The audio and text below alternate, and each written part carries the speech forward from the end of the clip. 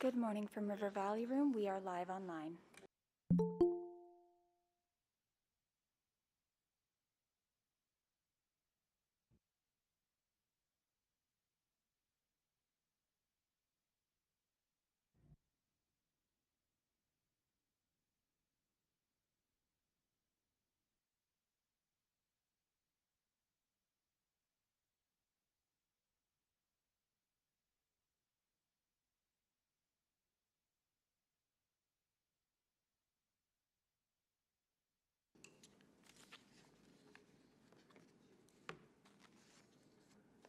Good morning. I'd like to call us back to order to continue the September 26th and 27th meeting of the Community and Public Services Committee. I'll start by acknowledging that we convene this meeting today on the traditional lands of Treaty 6, which is also the home of members of the Métis Nation of Alberta, Inuit, and non-status Indigenous peoples. We recognize the long history and contributions of Indigenous peoples who have cared for this land from time immemorial to the present. We are committed in the spirit of truth and reconciliation to working collaboratively to steward the land we share as we plan for a future for all citizens. We acknowledge that we are all treaty people, bound to one another by spirit and intent of treaty as long as the sun shines, the grass grows, and the river flows. I'll start with a roll call, first of all, of committee members. Councillor Wright. Good morning. Good morning. Councillor Tang. Good morning. Good morning. Councillor Jans. Resetting e-scribe. Fantastic. And we'll be joined by Mayor Sohi shortly. I believe we are joined also by other members of council. Councillor Stevenson. Good morning. Good morning, Councillor Salvador. Good morning. Good morning, Councillor Rutherford, who may not be able to respond. Morning. Good morning. Hope you're feeling better. Councillor Rice. Good morning. Good morning, Councillor Principe. Good morning. Good morning. And I think that's it for the moment, although I'm sure we'll be joined by others as the meeting progresses this morning. We are resuming today with item 7.3. And we do have speakers. We have some additional speakers from those that we proved to hear from yesterday. So I'm just going to move that immediately, that we hear from the following speakers. And I expect we'll do this as one panel when we get to speakers. So additional speakers would include Sidonie Okima, Floyd Labakan, Puppy Rose, John, Sana Hassan, Cynthia Cardinal, Graham Nazirko, Kelly Beaver, Akai, Tafala Maki, Justin, Jesse Spazak-Kerr, Tim Vanderberg, Barbara Wandering Spirit, Twileen Moisson, Gogo, Dean, and Michael Lagou. And all of those individuals will be joining us remotely. Please vote on hearing from those speakers. Yes. Thank you. We're just sending out the vote now.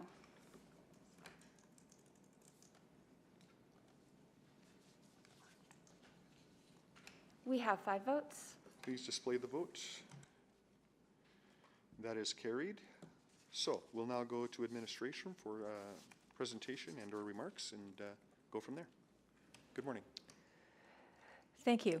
Today we'll be sharing the results of the work done to update the city's affordable housing strategy. I'm joined by Hani Kwan, the Acting Director of Affordable Housing and Homelessness.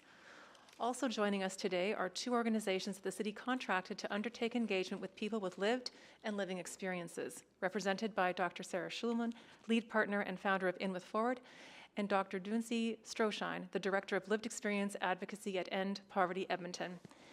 After our presentation, we also have a number of folks with lived experience here to speak. As powerful as words are when read, so much more so are they when they are heard. We will do our best to move ourselves through these slides quickly so we can get to our speakers. Next slide, please. Today's presentation will provide background to this project, share a summary of the work completed thus far to develop the foundational elements that will inform the next and final phase of the updated affordable housing strategy. To conclude, we will outline the next steps, which are already underway. We invite your input into the foundational elements and welcome your guidance on the strategic priorities that you expect to see integrated into the final draft of the strategy. The city plan outlines the choices we need to make to become a healthy, urban, and climate-resilient city of 2 million people that supports a prosperous region. Part of this means ensuring our city is inclusive and compassionate, which means we are rooted in concepts and efforts to improve equity, end poverty, eliminate racism, and make clear progress towards truth and reconciliation. The city plan's goals around homelessness and affordable housing are simple yet ambitious. No chronic or episodic homelessness in Edmonton, and nobody is in core housing need. These goals are critical to achieving other equity goals, such as progress on reconciliation and anti-racism. Core housing need is fundamentally a form of poverty. Homelessness is its most extreme form. One key lever available to municipalities to reduce poverty is increasing the supply of affordable and supportive housing. Housing is essential social infrastructure, and growing the affordable housing stock requires being intentional in our planning and investments. To that end, the Community and Safety and Wellbeing Strategy recognizes the full spectrum of housing, from emergency shelters to market housing, as essential to pathways in and out of poverty. Next slide, please. One more. In 2015, City Council approved the Affordable Housing Strategy to help guide decisions and activities over the course of 10 years, ending in 2025. Originally, the strategy was not accompanied by dedicated funding from Council. Only 700 units were created in the city prior to 2018, when the Council approved the 2018 to 2022 Affordable Housing Investment Plan. However, in the last 4 years, we have surpassed the progress made during the previous decade. We've achieved our 4-year supportive housing targets and will pass our goal of 2,500 units by the end of 2022. This achievement was not accidental. It happened because decisions were made with thoughtful intention. In addition, administration and our partners HomeEd, GEF, and Savita took advantage of funding to renovate more than 1,500 mostly city-owned affordable and social housing units. The results to date demonstrate the critical importance of city investment and leadership on affordable housing. Without it, this type of progress doesn't happen. Next slide, please. While the original strategy was meant to get us to 2025, much has changed since its launch in 2016. The role the city plays in the affordable housing ecosystem has evolved, and with the strategy nearing the end of its life cycle, it's timely to reevaluate and adjust accordingly. Armed with a comprehensive understanding of the affordable housing need based on the needs assessment, and in an effort to align our strategy with the investment plan cycles and opportunities from other orders of government, now is the time to update the affordable housing strategy to ensure that we continue to undertake the most effective actions to address the housing needs in Edmonton and leverage other orders of government. Updating the strategy is also important to be sensitive to the ongoing economic uncertainty, such as inflation, rising interest rates, both which affect housing affordability and cost of construction. Additionally, we need to mitigate the impact of climate change and emissions associated with housing, which require retrofits for aging affordable housing stock, while also ensuring new units are resilient and cost-effective. I will now pass it over to Mr. Kwan to share with us the process and progress of the work thus far. Thank you, DCM Flamin. The preparation of the updated affordable housing strategy, next slide please, sorry. The preparation of the strategy required multiple inputs using a robust 6-phase approach. Currently, 5 out of 6 phases are complete. The 5 completed phases included a variety of data and information to inform the development of the foundational elements which are before committee today. Among the core inputs are the results of the housing needs assessment, which tells us about the different types of housing need in Edmonton and who is represented among that need. Next slide, please. There are a significant number of households in core housing need. 1 in 7 households are experiencing core housing need. This represents the people who can't afford suitable and adequate housing in their local market. Households in core housing need struggle to afford the cost of housing and have to make difficult decisions between covering their rent and affording other essentials like food, clothing, and transportation. Core housing need also represents situations of overcrowding or living in housing that requires major repairs.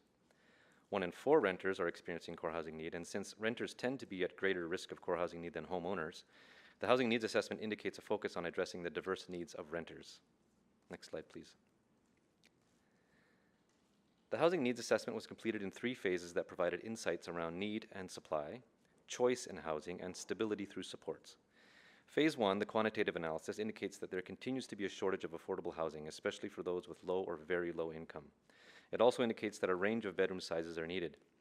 Additionally, the rental units needed do not include the 14,800 existing affordable housing units. Analysis of priority populations, who are most likely to be in core housing need, indicates that accessible units are required by the largest number of households in need. Accessibility challenges include a variety of physical disabilities, from mobility and balance issues to vision or hearing impairments. Next slide, please. Not all people face the same risk of experiencing core housing need. CMHC has identified a number of priority population groups who face a higher incidence of housing need. Edmonton's Housing Needs Assessment confirms a number of demographic groups are also overrepresented among renter households in our city. The top 5 demographic groups include renter households with physical health and mobility challenges, single mothers and female-headed, seniors, Indigenous peoples, and people with psychosocial needs. It is important to note that these are the populations with the highest prevalence of core housing need, and that these populations intersect. An individual household may be counted more than once, for example, an Indigenous senior with mobility challenges. Next slide, please. Phase 2 of the Housing Needs Assessment included engagement with housing sector stakeholders. The insights suggest a need for individualized and trauma-informed supports to help people stabilize their housing situation and ensure they remain housed. It is also fundamental to ensure that individuals have choices when it comes to their housing. Location is not just a geographical driver. Rather, it is about a proximity to family, work, community, schools, transportation, and amenities such as libraries and rec centers.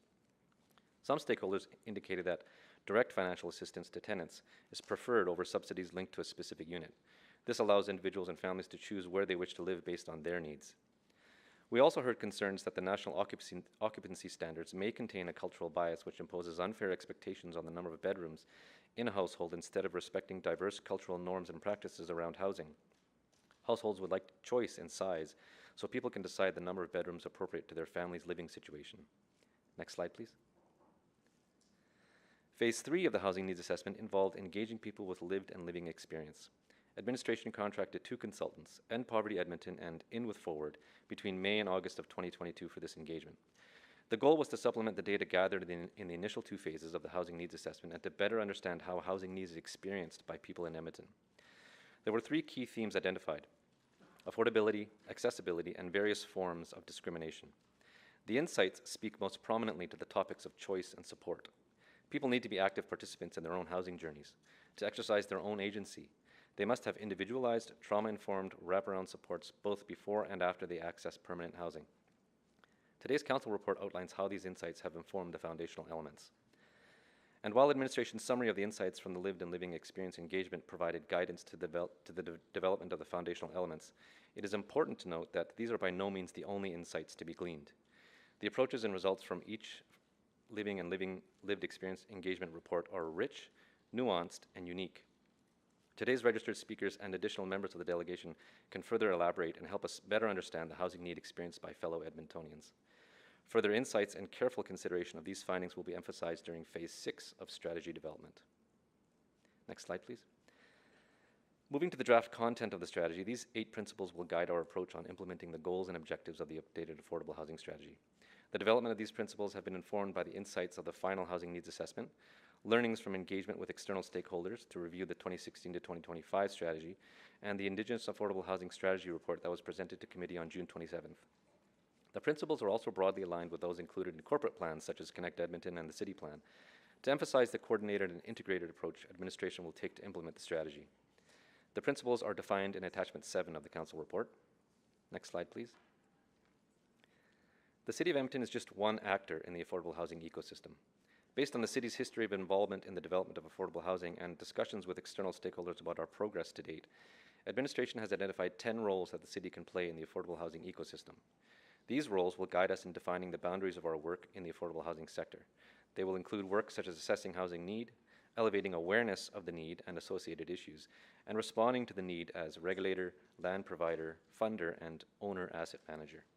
Next slide, please. The updated goals and objectives build on the progress made in implementing the previous strategy. They reflect the lessons learned, such as the need to be agile and adaptable to unforeseen challenges and responding to new and emerging opportunities.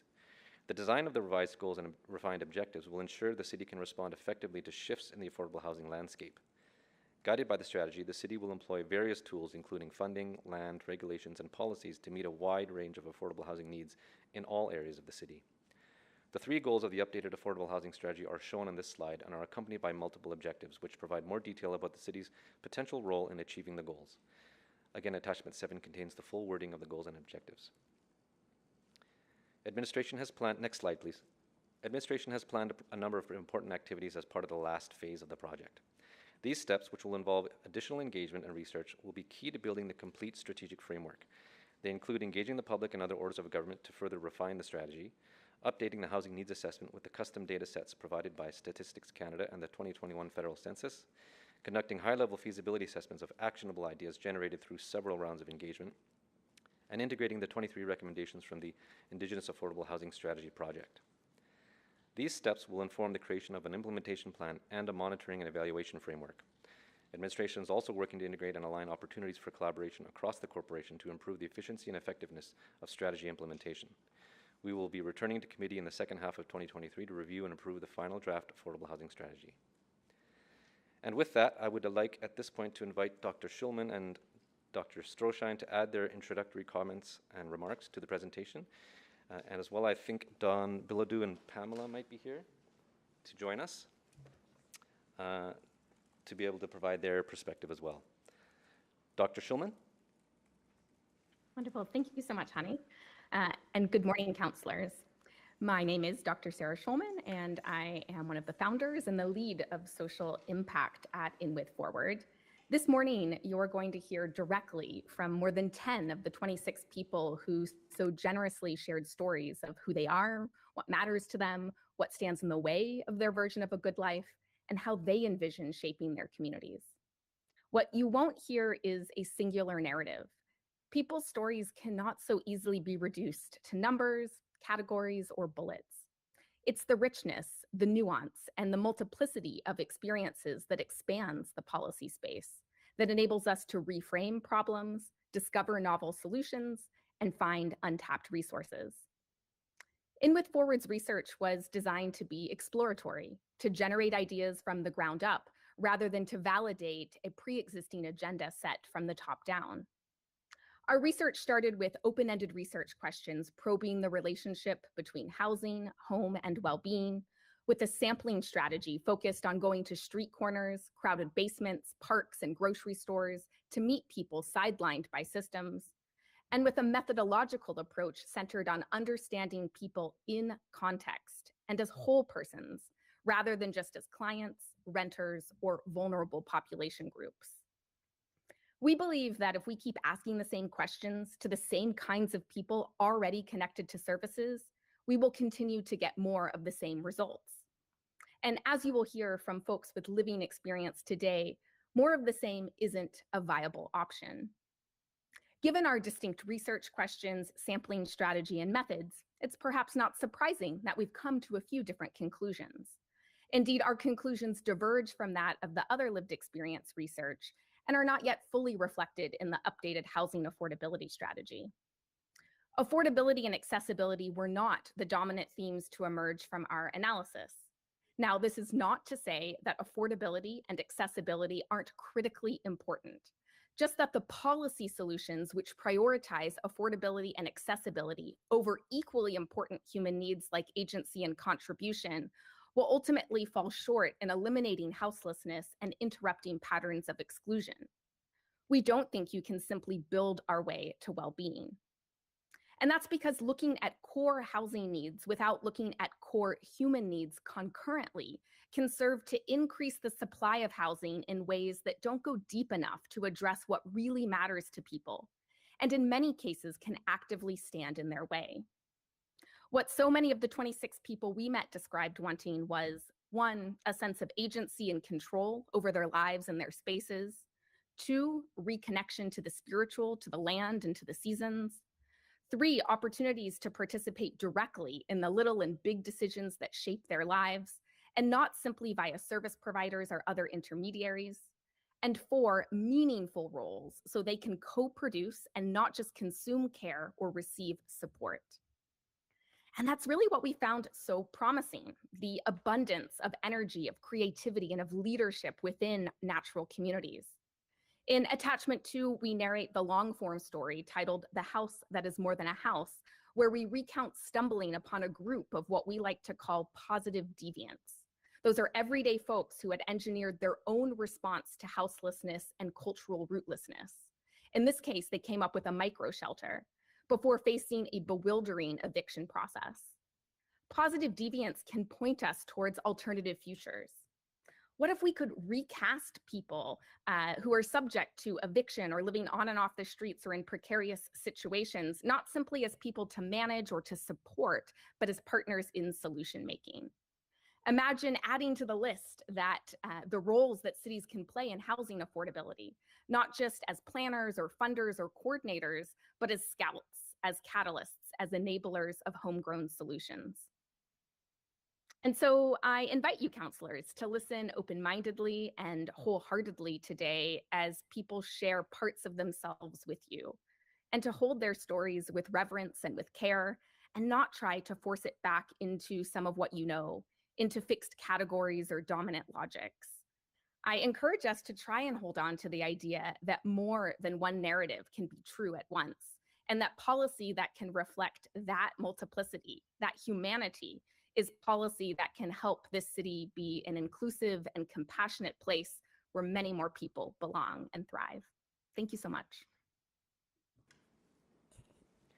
Thank you, Dr. Schulman. Dr. Stroschein? Hi, everyone. I'm here mainly to field questions pertaining to the lived experience housing assessment report from End Poverty Edmonton. I'd like to use this opportunity to once again thank all of the participants who participated in the study and gave their time and also trusted us with their stories as we all work together to shape and inform housing policy in Edmonton. I believe in the power of storytelling because I believe that we create space for knowledge sharing and for wisdom through storytelling. Many of the participants expressed interest to be here today.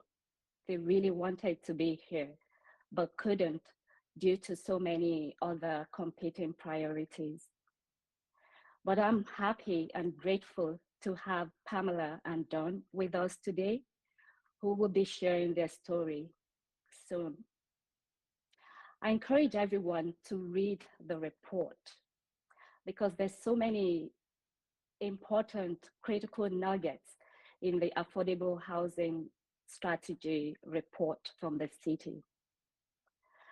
The lived experience report, something slightly relevant to bear in mind at this point is that the lived experience reports, they're quite multidimensional in nature. But one thing is clear, the precarity of housing in an unstable economy upends so many lives. And so one of the important solutions proffered by almost all of the participants was to have lived experience pulled into housing right from the design stage. So for example, the voices, the indigenous voices, newcomer voices, those who are physically challenged, and all other pertinent voices. So to that end, I'd like to thank the city for taking the leadership on lived experience and highlighting lived experience in the Affordable Housing Strategy Report. And at this point, I would like to pass it on to Pamela, one of our partners and participants on the project. Thank you, Duncy. My name is Pamela Spurby. I'm a Cree Indigenous woman from Beaver Lake Cree Nation. I'm a mother of 5 and a grandmother of 6, and it's an honor to be here with the council and the mayor today. But I'd also like to give a little shout out to Duncy for helping me feel like my voice was worth hearing, and how she took the time to share a little bit about her own lived experience. and that I was honored to hear that from her. So thank you for everything you've done in this project, Dincy. I said to her, 4 minutes. I said, how do I share everything I want to share in 4 minutes? But, I think the lived experience voices, it was well said by Sarah, right? They are the most important voices at the table because they are the people living or lived through trying to be housed within Edmonton. I know when I was getting well from my mental health and substance use, and I was trying to get my children back from child welfare, the first thing they asked me to do was have a home, and I had to have a home living on an income of $725 a month.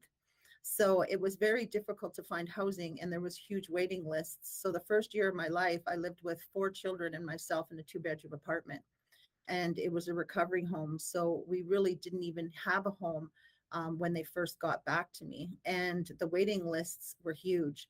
I was very thankful that many people along my way and my supports taught me how to have a voice, and I wrote a letter to my MLA and asked for support, but not all people know how to do that. So I was very lucky that she helped push my application along further, and I was able to get housed through Homer Trust.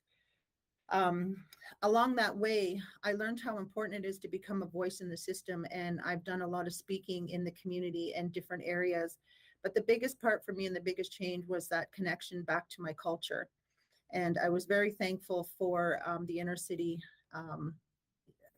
communities that were there for me to help me relearn my culture.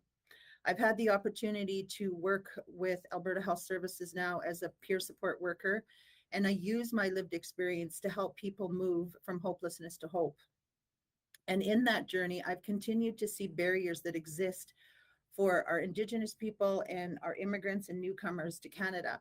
And those barriers are really difficult to watch when you're trying to advocate for people and help them find their way through the system. Some of the biggest barriers that I've seen along the way is high staff turnover, and some of these people that are working on the housing teams in the inner city. And as I've gotten to know some of those teams, it's high burnout rate, right? And it's also insufficient training that has been provided for them, and the self-care that is needed for these people that are helping our high-risk clients in the inner city. So I think that what's one of the things that is missing is that cultural sensitivity training and other training that helps them to move past their own biases and understand how important it is to have consistency in a person's life. When you have high staff turnover, you have a lot of people who fall through the crack, and things get lost along the way. And people have experienced that a lot during their lives. And so consistency is really important for people who are trying to be housed. And I've also worked in a couple of partnerships with Homer Trust, Alberta Health Services, and another inner city agency. And sometimes you got too many cooks in the kitchen, and it can be very overwhelming because everybody comes with their own way of doing things. So more collaboration, again, is really important when you're trying to work together and bring some of these voices forward and trying to support somebody who we put into housing. When you house somebody, helping them create a home is 2 different things. You can house people 100%, but helping them keep that and turning it into a home and helping them appreciate and know their community is just as important. Helping them know their community resources and walking beside them and coming in their home and helping them work through some of those barriers that continue to exist of them because of intergenerational trauma or because of sexual exploitation or many different things that have happened to these people along the way. So I know that even access to ceremony is very difficult because a lot of it is on, and it's on the outside of the city. So to tend to sweat or to connect sometimes can be very difficult to go back to the land. So making that more available for our people is also something that I see is really critical. So that's my biggest thing that I have noticed along the way is that let's work better together. We work stronger together. When we work in our silos, we make it more difficult for somebody to walk their journey to being home, to having a home. So I am very fortunate that I get to be a voice of a person with lived experience with Homer Trust. I sit on a committee with them. I sit on another committee with SEAT that talks about transportation. You know, I try to keep my voice involved where I can for people who do not, until they know how to find their own voice. And even one of the things that is a big disconnect that is the other one that I see is income does not match the cost of living. Where are you going to find housing for $325 a month? And that's not possible. That's not possible when you live off $725 a month. That's not affordable housing unless you match the income. So somebody said it well, they have to choose whether it's going to be rent or food or power. And I've been in that situation where I had to make that choice. And it's not an easy one to make, especially if you have children. I am a child that came from poverty and was houseless and never had a home growing up. I was very disconnected. And I know how that changed how I view housing today as an adult.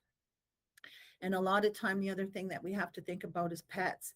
Pets are very important to people. They are their companions. So a lot of people would prefer to stay houseless instead of getting housed because they can't have their animals with them.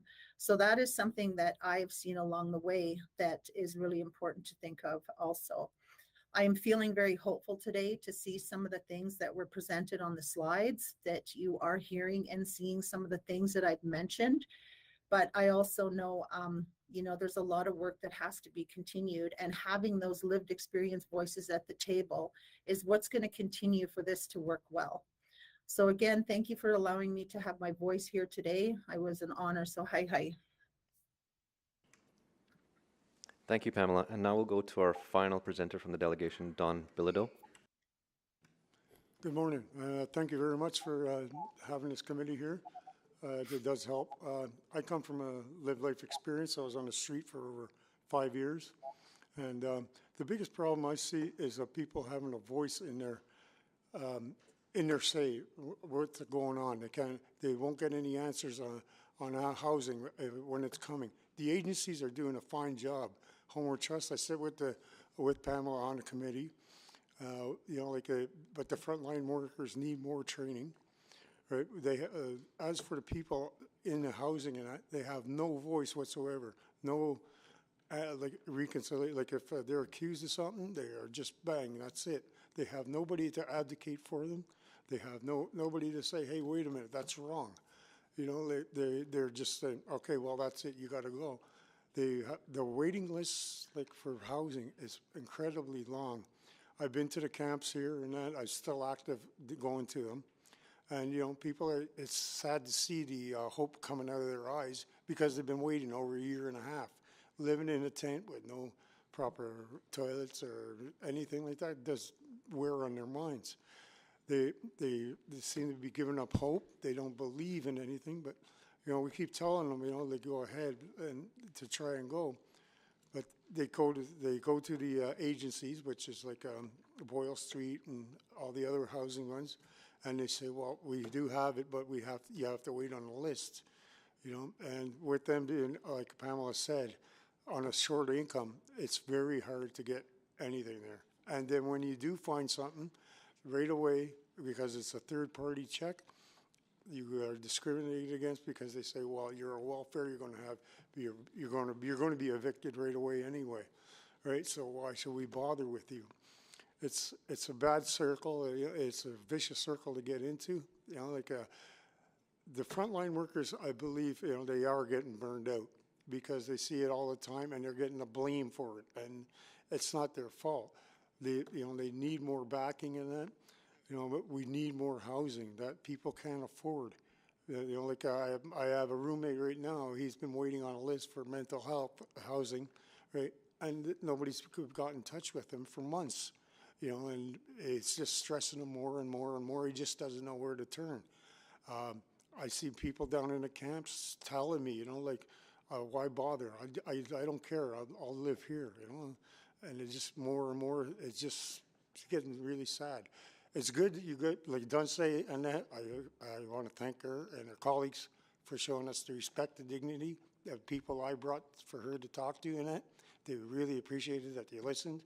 And they're very grateful that you guys are hearing them.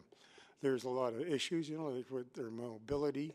I find with a lot of seniors, they can't get out and do anything. And it's just a sad circle that these people are getting into. I wish that we could move forward with this, but we do need a strong voice for the people in the housing. We need an advocate to hear their side of the story instead of just one side of their story and being tossed back out in the street. It's not solving anything. Like let them teach them the life skills that they need to know.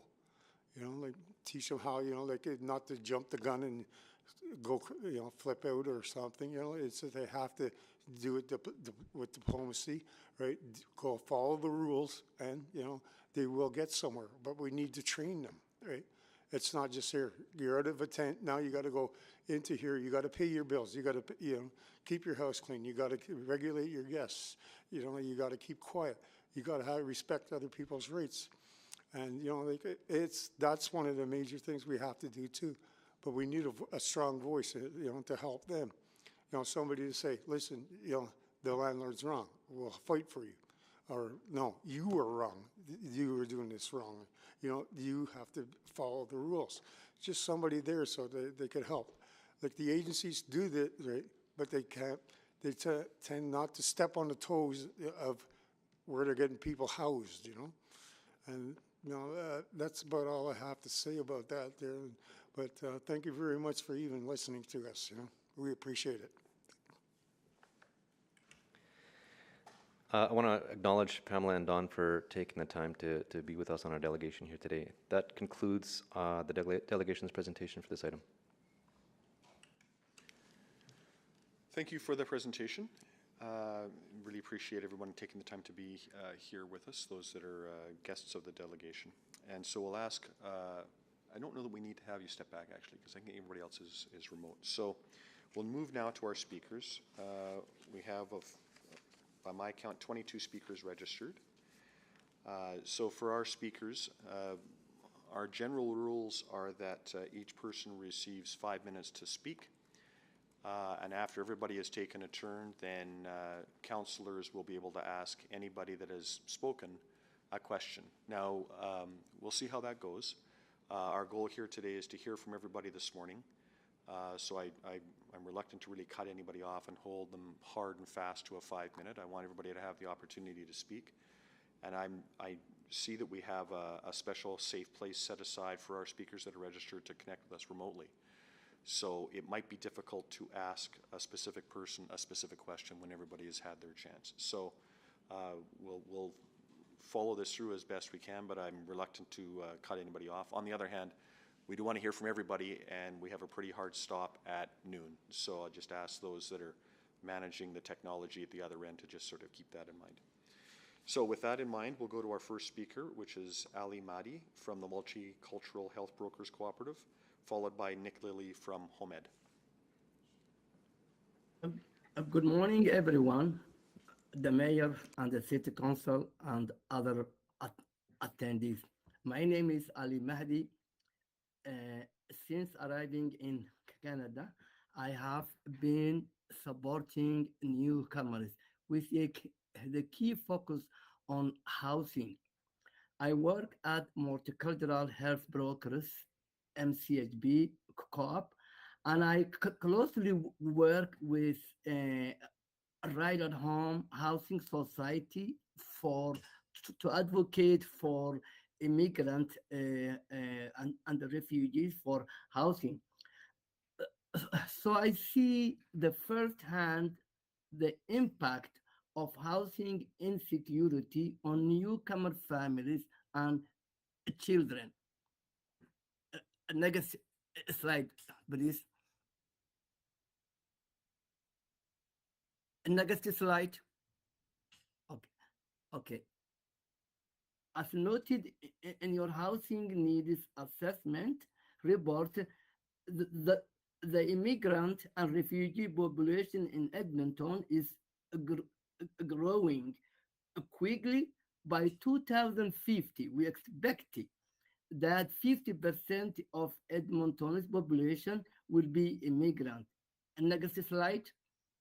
Our population is in housing crisis. We are happy to see you noted your report that the 2015 survey designed and carried out by MCHB Co-op and Homeware Trust, found that 44% of newcomer and refugee participants were paying 75% or more of their income on rent. So here we see there is a affordability issue among the refugee population. Next slide, I think. Okay, among the refugee population, government or private sponsored ends after 1 year, given the pre-migration experience of many refugees after 1 year, uh, including war and political oppression that is traumatic, as well as denies or disrupt opportunity for formal education. 1 year is not often enough time to learn English and acquire gainful employment. Thus, many families' income decreases because they were receiving the government, the federal government, or the sponsor support. But after the 2nd year or the 1st year, they're gonna go to Alberta work or social assistant. So their monthly income will decrease. On top of this, numerous studies in Canada have found racialized population face discrimination in the housing sector. Next slide, would you please? If we do not address the housing crisis of the newcomer and refugee population, it will lead to a new generation and demographic of homelessness. This is why the city should give the housing crisis for our population the same priority as the housing projects for the homelessness population. Next slide. As so many newcomer families have more than 6 or members, means the large number. Housing design should accommodate large multi-generational families in terms of size, number of bedrooms, and layout. That means most immigrants have large, like on average, like 6 to 7. And funding for housing should take into account capital cost, but should also give priority for projects where the builder and operator have a formal partnership with service providers like MCHB and others who work with new Canadians to help foster social, economic, and civil inclusion. Next slide, please. MCHB and Right at Home are partners. Right at Home for housing, housing society with the city on a newcomer housing project model that engages the lived experience of newcomers and refugees in planning housing that support their safety, well-being, and pathway to social inclusion and socio-economic integration. Next slide, please. We ask that the city of Edmonton keep the needs of our population at the front of their mind and heart, and support us in creating housing that will allow newcomers and refugees to prosper and in our city. This can be done by allocating more dollars, larger grants per unit to make unities more affordable, as well as prioritizing the development of unities appropriate for large household. Next slide, please. I'll have to get you to wrap up there, Mr. Mahdi. Okay. That's Thank, uh, thank you for your time and attention to this matter that is so crucial to the well-being of newcomer population and their ability to establish a strong foundation for subsequent generation. Thank you so much. great. Thank you. Next, we have Nick Lilly, followed by Sidoni Okima. Well, good morning, Mr. Mayor and councilors and all invited guests here today. I'm Nick Lilly. I'm the CEO of HomeEd, City of Edmonton Nonprofit Housing Corporation.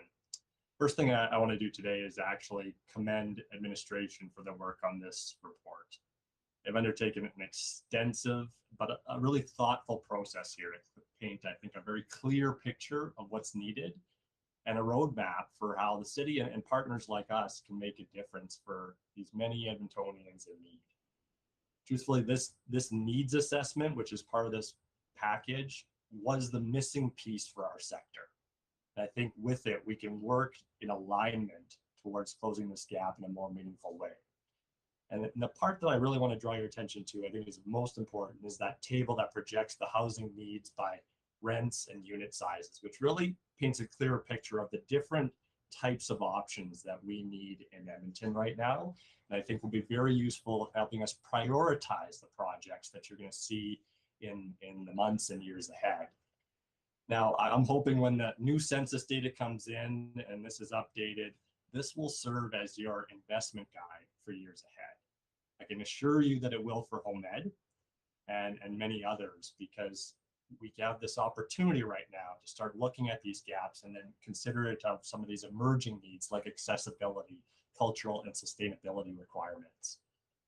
Now, when I look through the rest of this report, there's really two roles that the city proposes to play in the revised strategy that I think are particularly important when it comes to this growth dimension that we need to tackle. The first is sort of this role within catalyzing affordable housing developments. And you can do that by being the first money in on these projects of priority, because oftentimes other orders of government really do require that. And it's your chance to say, this is the right project that meets our needs. Let's get going on it. And coupled with that, it's the idea of making land and financial resources available. Because what I'll say is that 1-2 punch of contribution really goes a long way to making any project almost immediately viable, and gives it a chance to prioritize those projects in the locations that you would like to see them on, assuming that you have the land to contribute. Now, that might mean a few bigger bites on a few fewer projects, but truthfully, I think that's the difference between hoping these projects happen to making sure that they happen.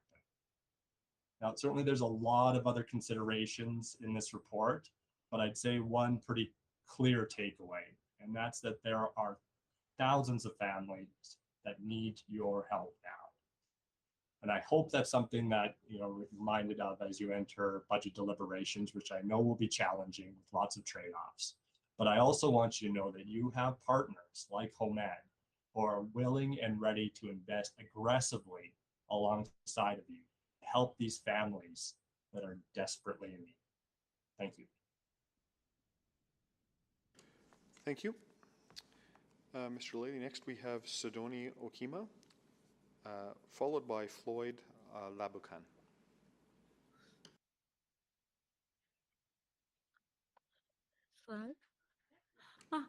Hi, my name is Sidoni Okina, and I'm an Inuvialuit woman from the Northwest Territories.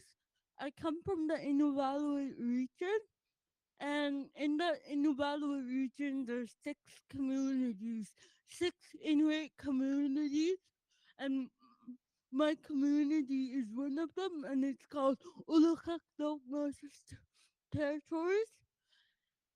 I grew up in that community for most of my life, and I'm I started moving around when I was 19. I moved to a bigger community in my territory, and then I only moved to an even bigger one. And then in December, I moved to Edmonton, and that was a really big change for me. Hey, culture shock. And I I wanted to speak today about a couple things. I want first of all, I just want to speak to you say you want to end poverty, right? Um, in order to end that as well, you also have to end the high cost of living for rent, and because um we're human, we there's stuff that come up or happen, or you lose a job, right? Any that can happen to anyone at any time, and these high amounts of this high amount of this cost of living, it should be reduced. Like for me, I pay at least 48% of my income every month goes to my rent. And I thought with moving to Alberta, because the Northwest Territory is also one of the highest provinces to high most expensive place to live, one of them. And um I came here to run away from that, right? Because they say Alberta is an oil country, cheapest province to live in.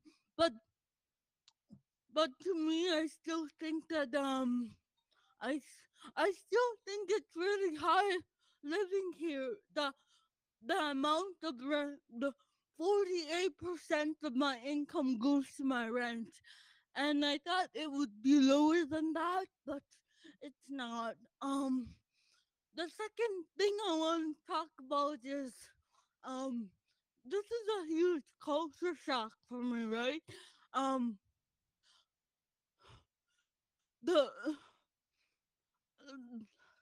the I'm Inuit, and it'd be nice to live in the city, but also have my own community full of Inuit where we can call home and be there to support each other. Like, even if it's just an apartment specifically just for Inuit people, it'd be nice to have that sense of home. And um it'd be nice to have other people that understand where you come from and understand the kind of problems that fall within us. And there's some Inuit that in Edmonton that struggle with drugs and alcohol, and they deserve to be in an environment, in a place, in a community that understands those issues, not just somebody that doesn't understand you. And it's just gonna be nice to have that sense of community for Inuit as well, because Inuit do struggle with alcohol, and I see it. And um yeah, that's just something I think that would be nice in Edmonton. Um, thank you for your time and listening to my concerns about the high cost and what it would be to have an Inuit led community.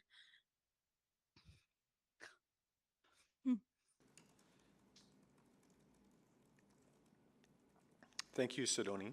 Next, we have Floyd Labakan, followed by Puppy Rose.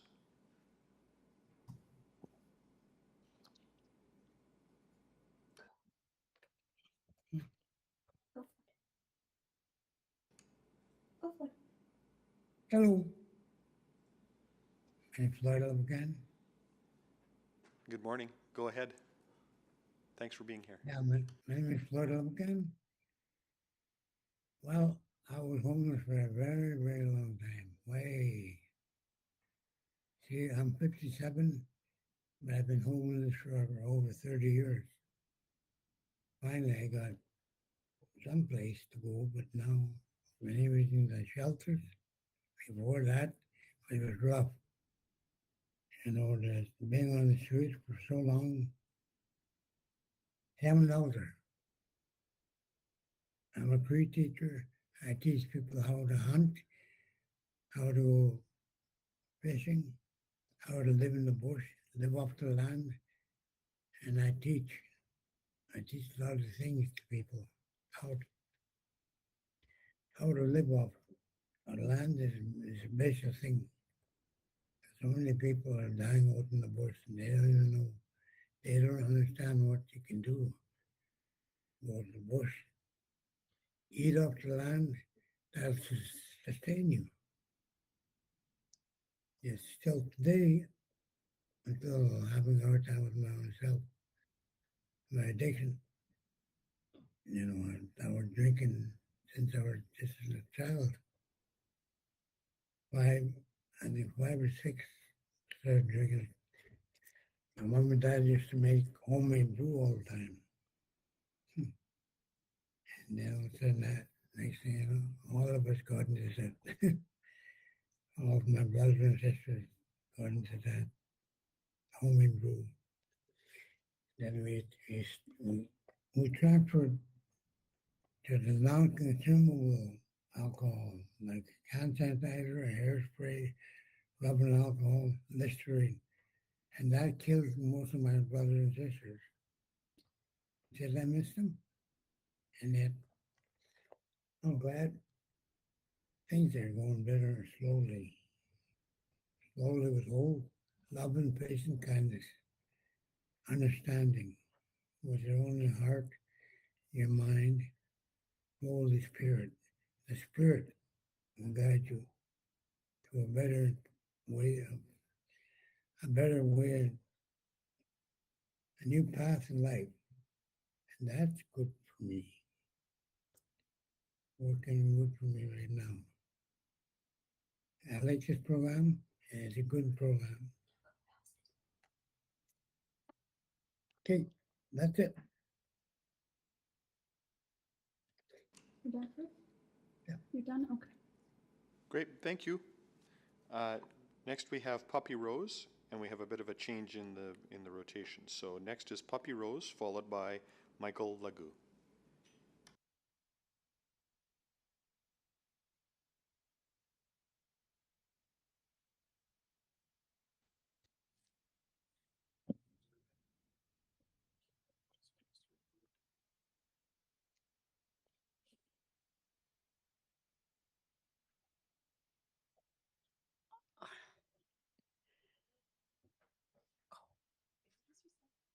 Hi, my name is Puppy Love.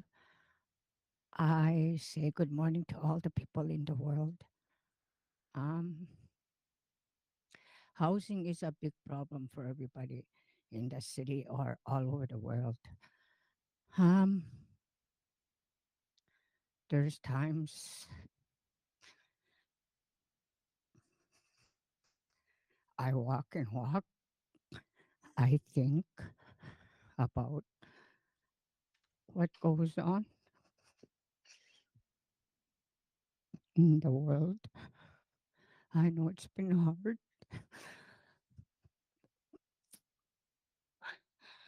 It's been hard since I went through this. It was so hard. My life was shattered so much. I know it's hard to go through this, but I take it one day at a time. A lot of people mistreated me in my life, and there was so much happening in my life that I had to come forward, had to be strong, and to live where I'm at right now. Yes, I don't have a place right now. I've been living here and there. I had a nice place once, which I called it my life. I had flowers everywhere where it showed me where it was beautiful. I know I lost two of my boys in the past. One of them today is his birthday. I do miss my babies a lot, but I'm still hanging in there with all my power and everything that I have. The only person I ever miss is my baby. I can't believe it. I lost my baby in such a young age. He tried to help me out with housing so much. He was smart. He taught mom how to try and read and write, but as my lifetime, I lost my reading, my writing, and how to spell stuff. But I guess I grew up to be strong and to be where I'm at. I know it's a tough life, but other people can hang in there like I did. I come from a long ways, and I always wanted a house in my life, a beautiful house with a nice yard, and I can't seem to get where I'm at. I've been trying to help out a lot of people in the past. I lived in 82nd Street where I took in kids to be happy, to be warm, to eat, and to share stuff with them. I lost a friend that was homeless back in the day. I took her in and I helped her out a lot. Helping people a lot comes back to a gift from out there, but really it's hard. It's really hard to do this. And I know going through this isn't good. Because when you're sick, your health wise gets down, then it goes up, then it goes down. But I try not let things go down on that way with me. I try hard to take care of myself. But it's a lot of stuff I go through. I write down everything what I do. I try and spell right. I try and read it the way I write. But I know some people out there are fighting with what I'm going through. I'm a literacy person. I know I had it hard as I was growing up. I had parents, but when I lost them, I had to be on my own now. And that was a struggle being on your own, helping a lot of people out there. As I was growing up, I had a place and I used to take in people to feed them, to wash them, to clean them, to help them out. And whatever money I had, I would give to them so they would have coffee or a donut or something. That's how I still do it in a city here, but it's okay. At least I help out people a lot. Thank you to all the people. Thank you. Next, we have Michael Lajou, followed by John.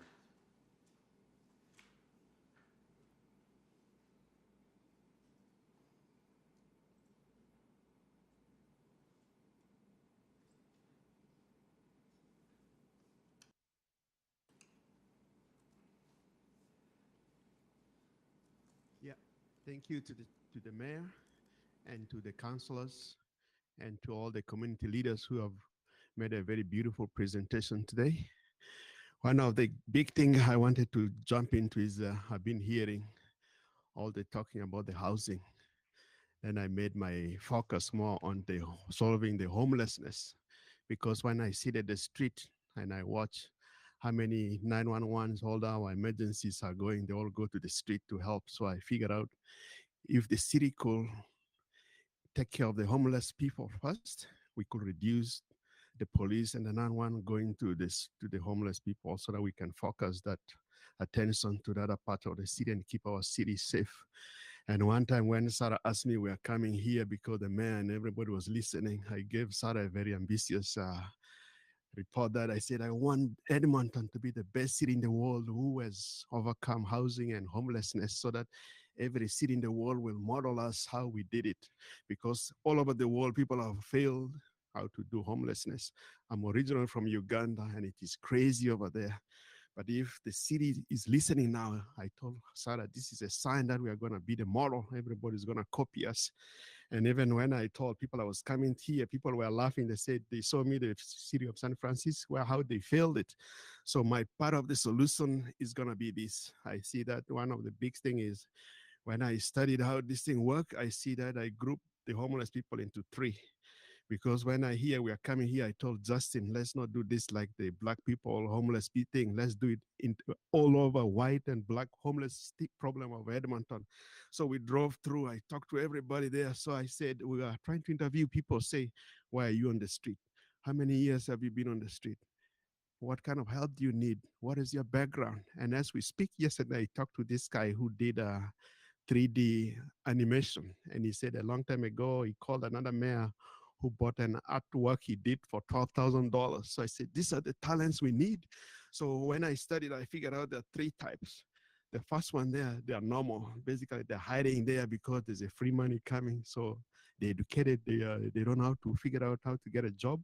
So if we can get an office where we can send these people to work, then the second group are those who need counseling and they got a little addiction. So that one, we got to send them to a doctor to handle it. And the third group, when we have this office and talk to these people, get to know them like, what do you do? Why are you on the streets? Somebody's going to say they miss their medication. So what we're going to do is we send these people to see a doctor. So that thing will bring us connection, because when we try to interview them on the street, they don't like those private information, but they say, if you have an office, we can come there and talk to you about this thing you are talking. And then I find why all these things fail. We could give somebody a beautiful house, but they cannot maintain it. So I find the reason now is that when we have this, a community, we're going to do a follow-up. I think the follow-up is where everybody has failed in the follow-up. So now when we can have a good follow-up, we can give somebody rental, we can give them some job. If they don't show up to work, we're going to follow up. Why did you not go to work? Because they came to us, we got that relationship, and then take advantage of that people who work on the street because people trust them. Even I noticed that a lot of them are so crazy and drunk, but when one of them talk to them, they listen. And what really got me very impressed was one day I walked to Justin's house. I drove from Fort McMurray, and when I showed up there, they never saw me before. They're all high, partying. Then when they saw me, I walk in the house, like they all got up and hugged me. They said, we never know you, but you got some energy there. So I told Justin, I want to stand up and help you guys. So I want the city to help and have this office where people talk to these people, and we concentrate on having a community where we do the follow-up. And that's how we are going to win this challenge. And thank you for the city. Thank you to everybody. And I remember I met the mayor at the test of Edmonton. Within 2 minutes, I was talking to him how excited I was about this homelessness. He told me, find a solution. I told him, I am the solution. We are going to solve this, and you guys are going to be all over the world where you can model this and sort of teach people that we got it. And then also when we take care of the homelessness, we see a lot of camping places where they camp. It is so dirty. So if we can get it up, we can clean it and make it housing to other people and make our city a beautiful city. Thank you to all of you. Great, thank you. Next we have John, followed by Sana Hassan.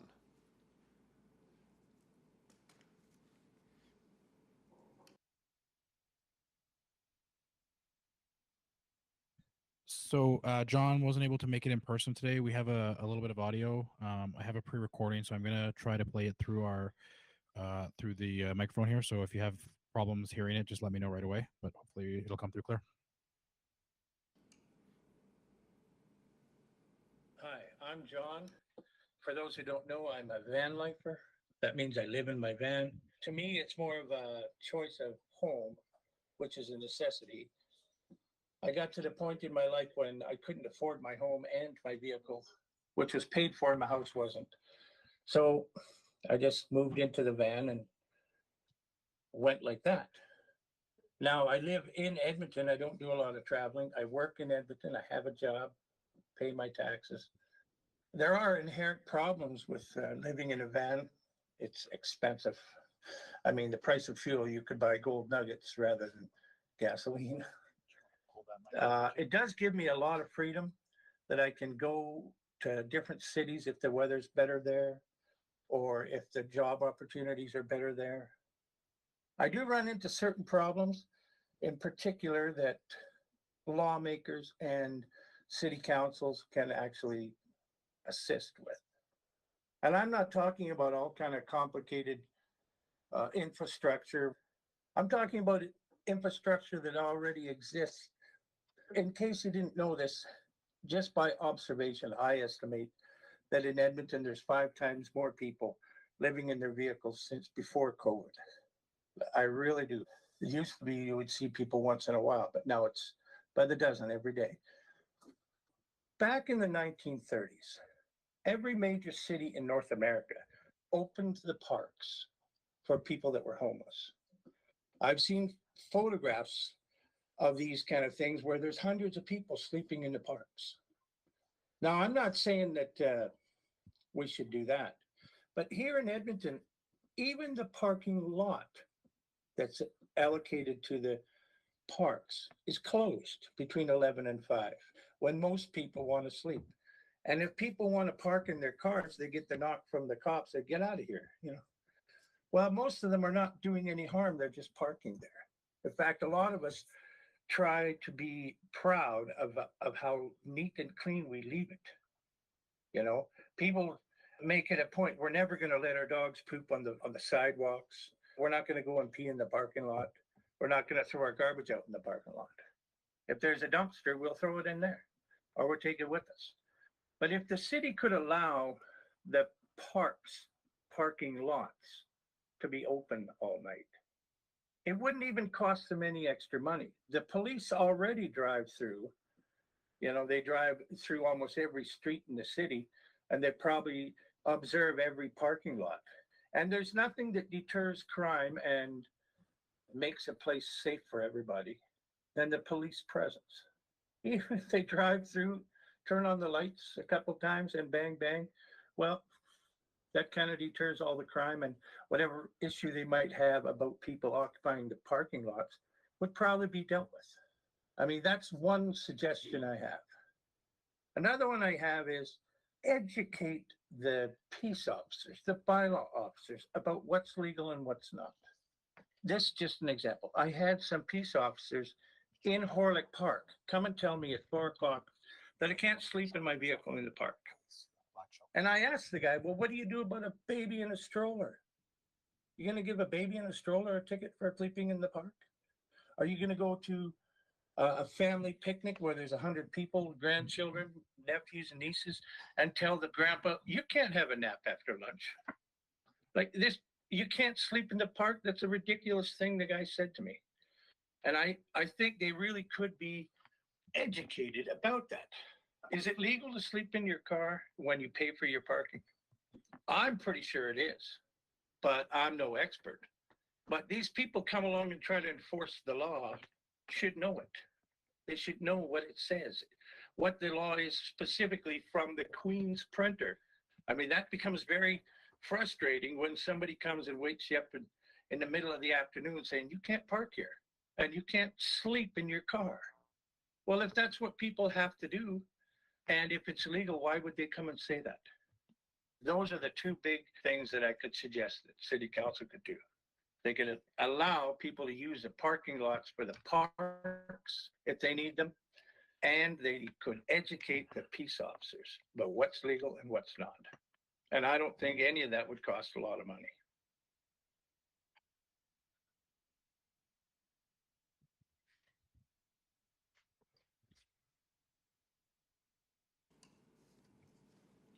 That's it for John's message. Thank you. That's it? Okay, thank you. So next we have Sana Hassan, followed by Cynthia Cardinal.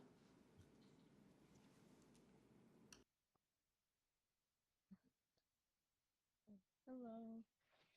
Hi, my name is Mohammed. I'm 14 years old, and my mom Hi. is 33 years old. Her name is My name is Sana Al Hassan. Like I'm a little nervous to talk like this.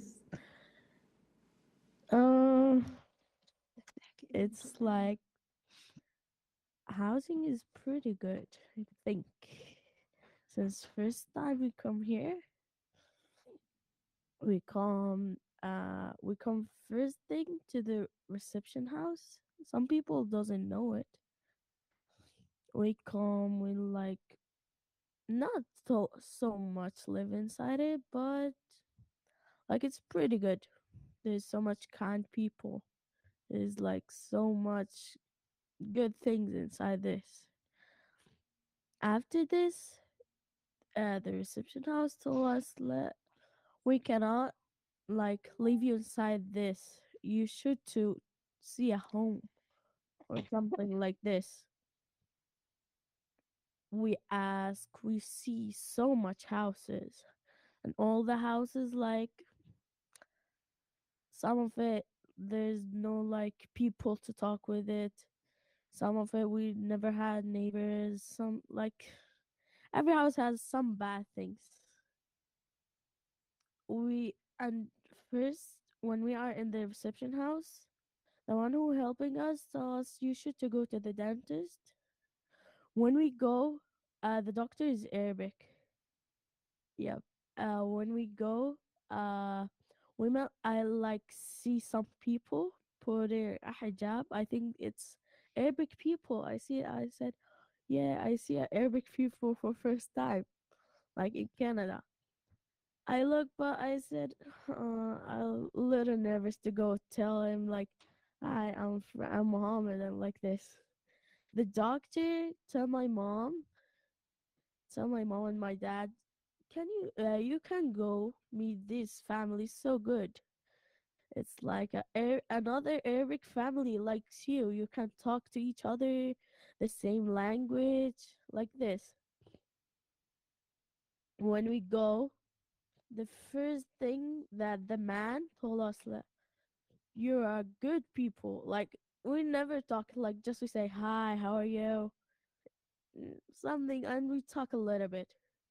Yeah, and the person is so kind. His name is Abdullah and Sumaya. The woman is Sumaya. So pretty kind. And it has a sweet children.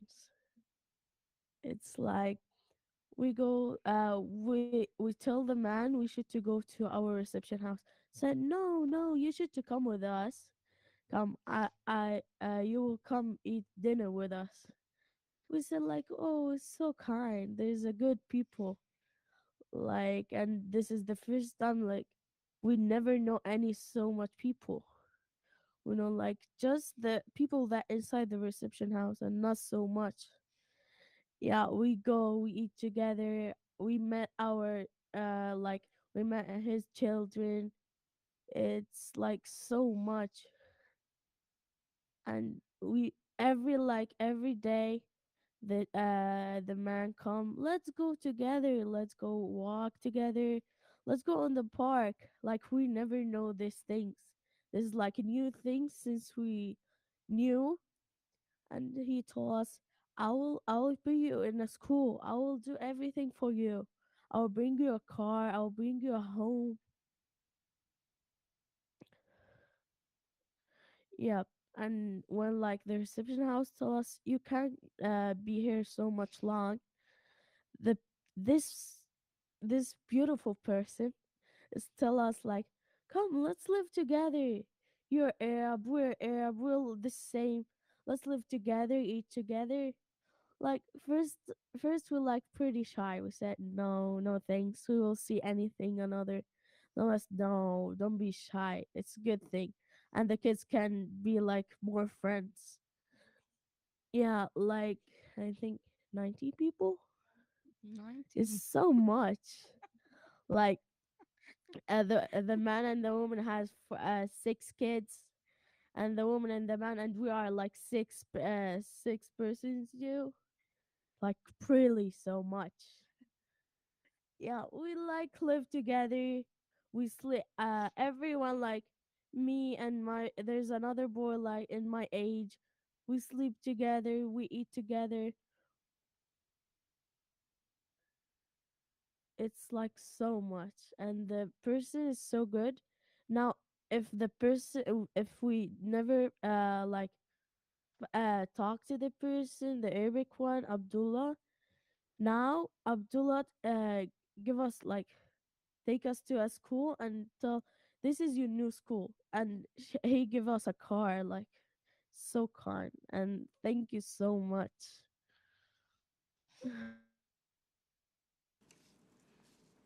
Thank you. Next, we have Cynthia Cardinal, followed by Graham Nazirko.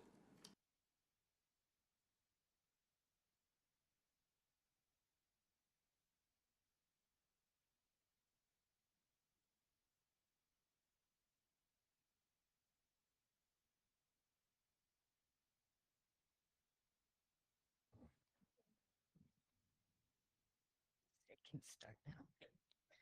Okay. Say good morning.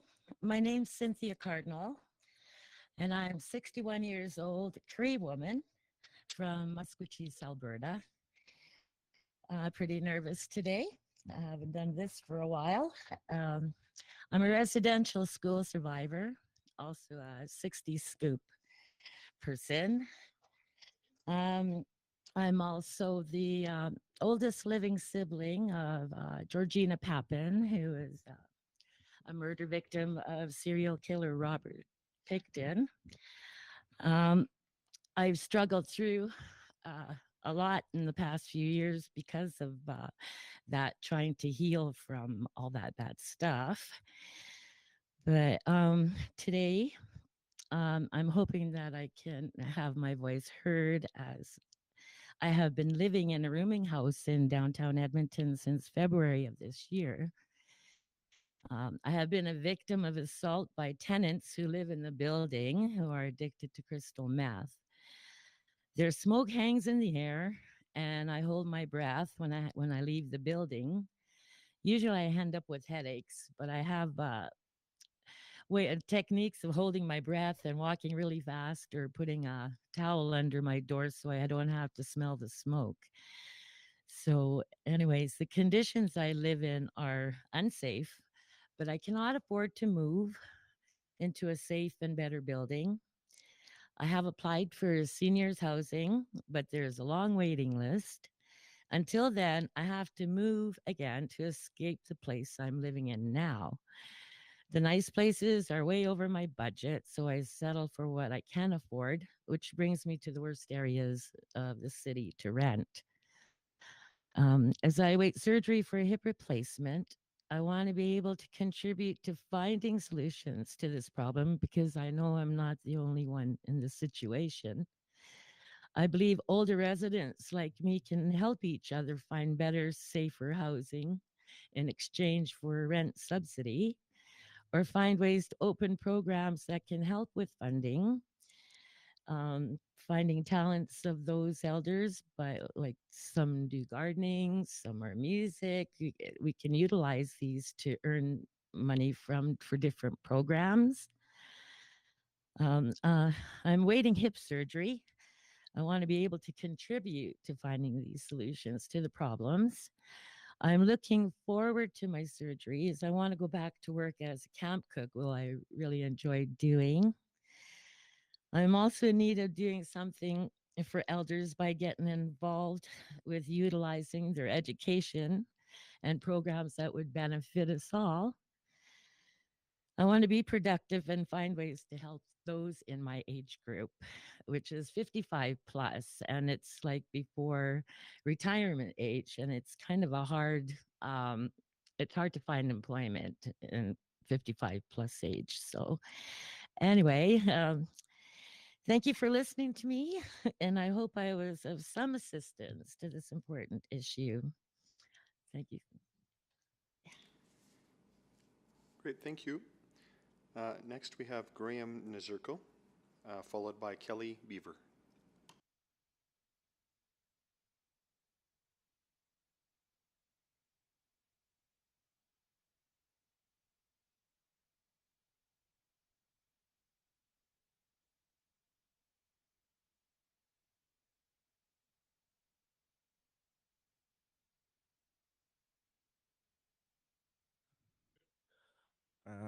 morning, everyone. Mayor and everyone in attendance. Sure, I've been fighting a cold for the last couple of days, so it's getting better now. But my name's Graham Serco.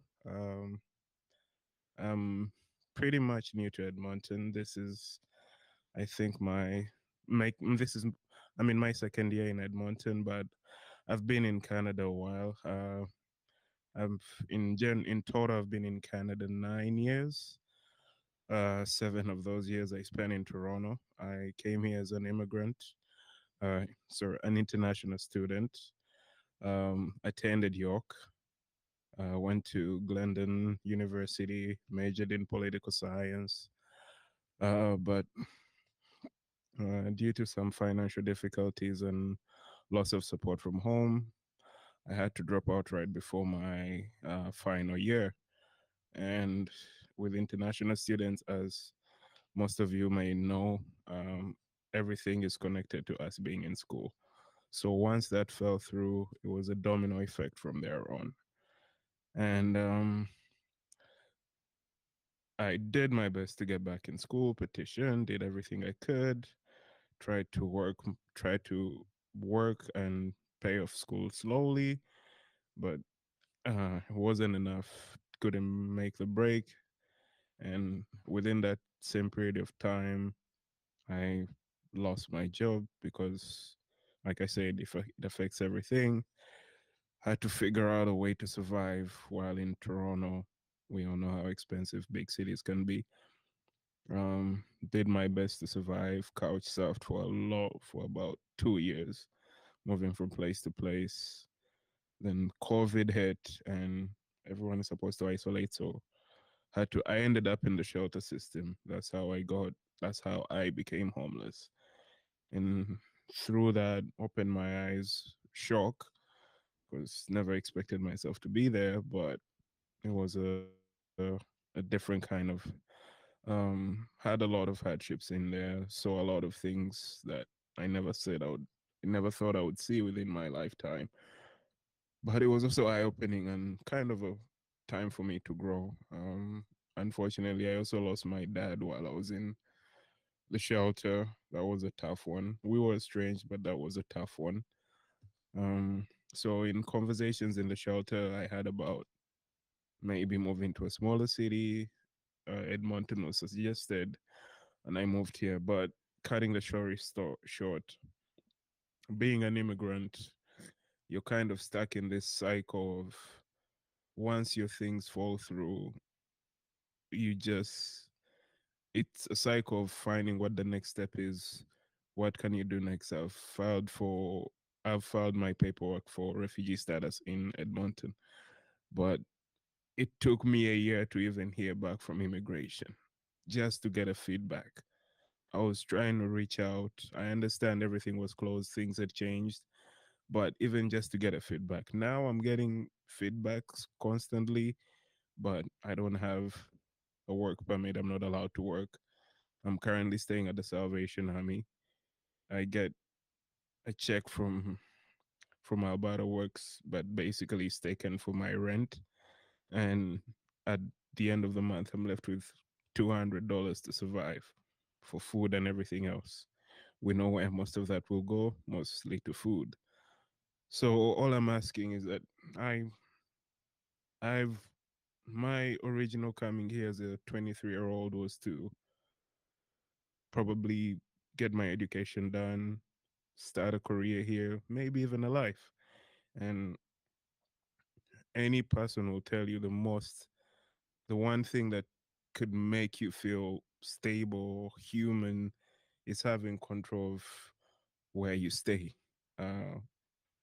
Making sure you have, okay, you walk out, you close your door, just having those keys, just that little thing. That's what many of us, or even most of us who are here, need or have had or have managed to get coming to Canada.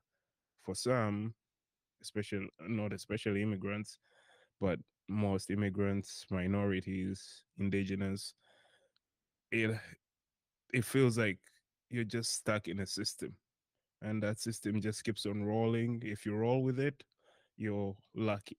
If it leaves you behind, you're left behind. Thank you. Thank you for listening. Thank you. Next is Kelly Beaver, followed by Akai.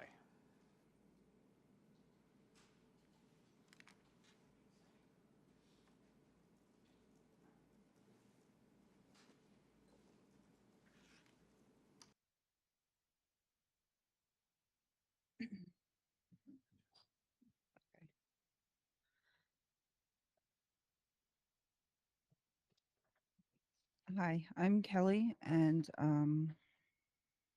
I've been talking to the ladies about housing, and know that the city is looking at developing housing and affordable housing, maybe subsidized housing.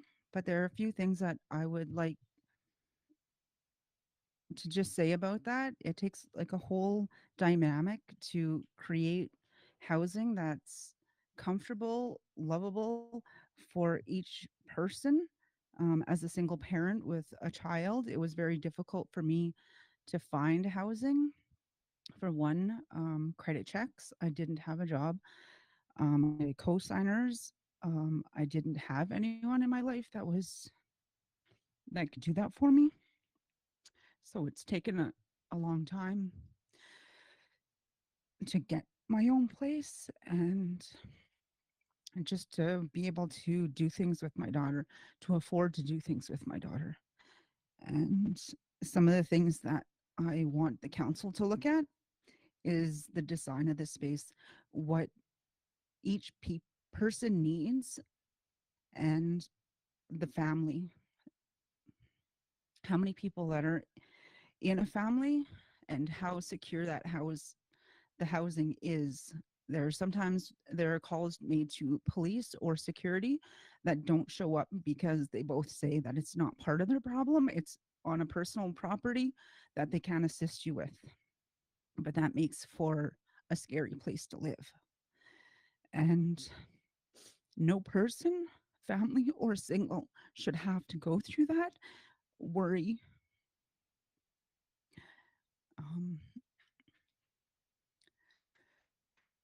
Just some of the things that make it accessible for a person to live and to be able to sustain themselves are there bus routes close by so that someone can get to work, someone can get home from work safely?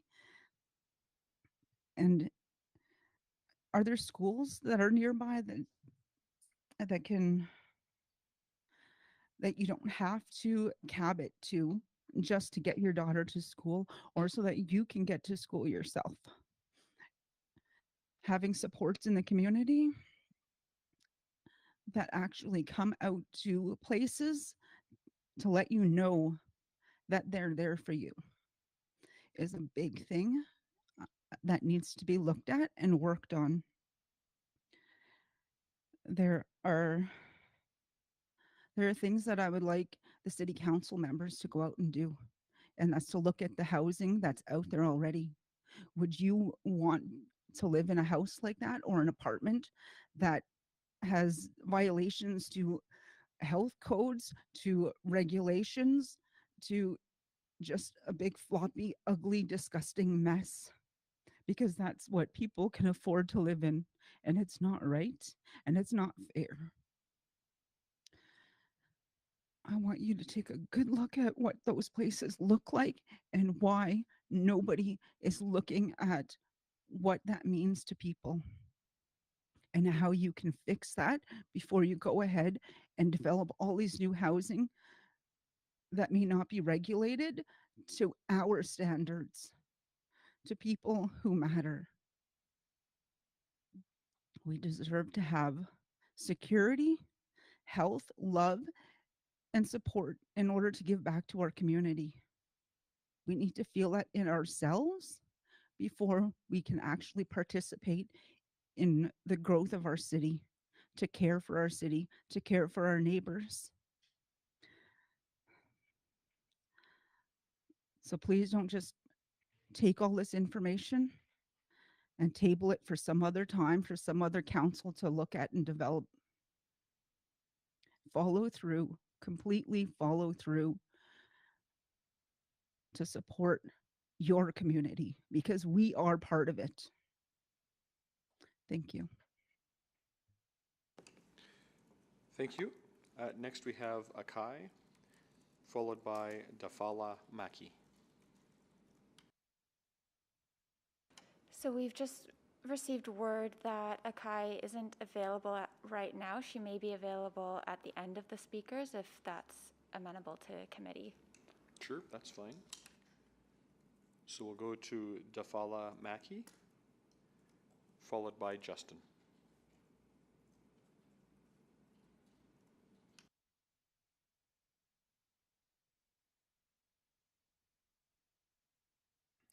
Hello, my name is Dafala Maki. I'm from Sudan. I live in this country for the last 25 years. I came here in 98. One of the first time for me to be homeless, it was actually happened. I lost my job actually in Brooks, Alberta after 10 years of working there. I moved to Edmonton, and this is where I was living by Westmount. So I start looking for a job, and I get a job with agency. So by the time when you come morning time to the agency, mostly you don't find really any job because of the transportation, and the timing of the agency start 5 morning time. So this forced me actually to move into the shelter, and that's my first time become homeless. But I find out that being homeless is actually 1 or 2 check away of being homeless for every one of us. So it's something that really it's been forced into our life, because if you don't have income, now we are out in the street. The second thing is I actually work here for a while, a couple of years before I moved to Fort McMurray. And in Fort McMurray, I also work. After the pandemic, I decided to come back. This is when I came and I stay with my friend, Justin. At the house, we're actually living good. I lived with them for more than 3 months before this crisis happened. Like one day morning, this landlord come and he's like forcing himself into the house and telling us we got to get out from this house right away. At the same time, when he came and we refused, he took this case into the court, and the court decided that we have to live on the 24 while we are paying for that rental place until the end of the month. And we are 4 people. So we talked to them the day when they're delivering their decisions from the court. And we told them we have a sister, she's displaced. At the same time, we explain our condition. We are not having the money now in our hand to rent for this period of time. So at least it should give us a break for us to collect this money, and then we can rent a place and we can move. No, they just put the decision that we have to leave on the 24th. And we have 60 days actually pay it for that place, but it's still, and I believe this is form of discrimination against us, because we shouldn't really be being kicked out from place where we pay the rent on it. Other thing is also the job opportunity here is very difficult, and it forces everybody to be homeless. If you are not working, it means you have no choice. At least the street will accept you. So we really hope if you, as a city, can do something to improve this quality of life for all of us, because we are suffering with no job opportunity, plus also with homelessness.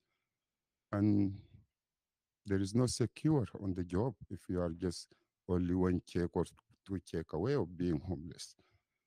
So I really have hope something should be happen for all of us, so our life and our quality can be improved.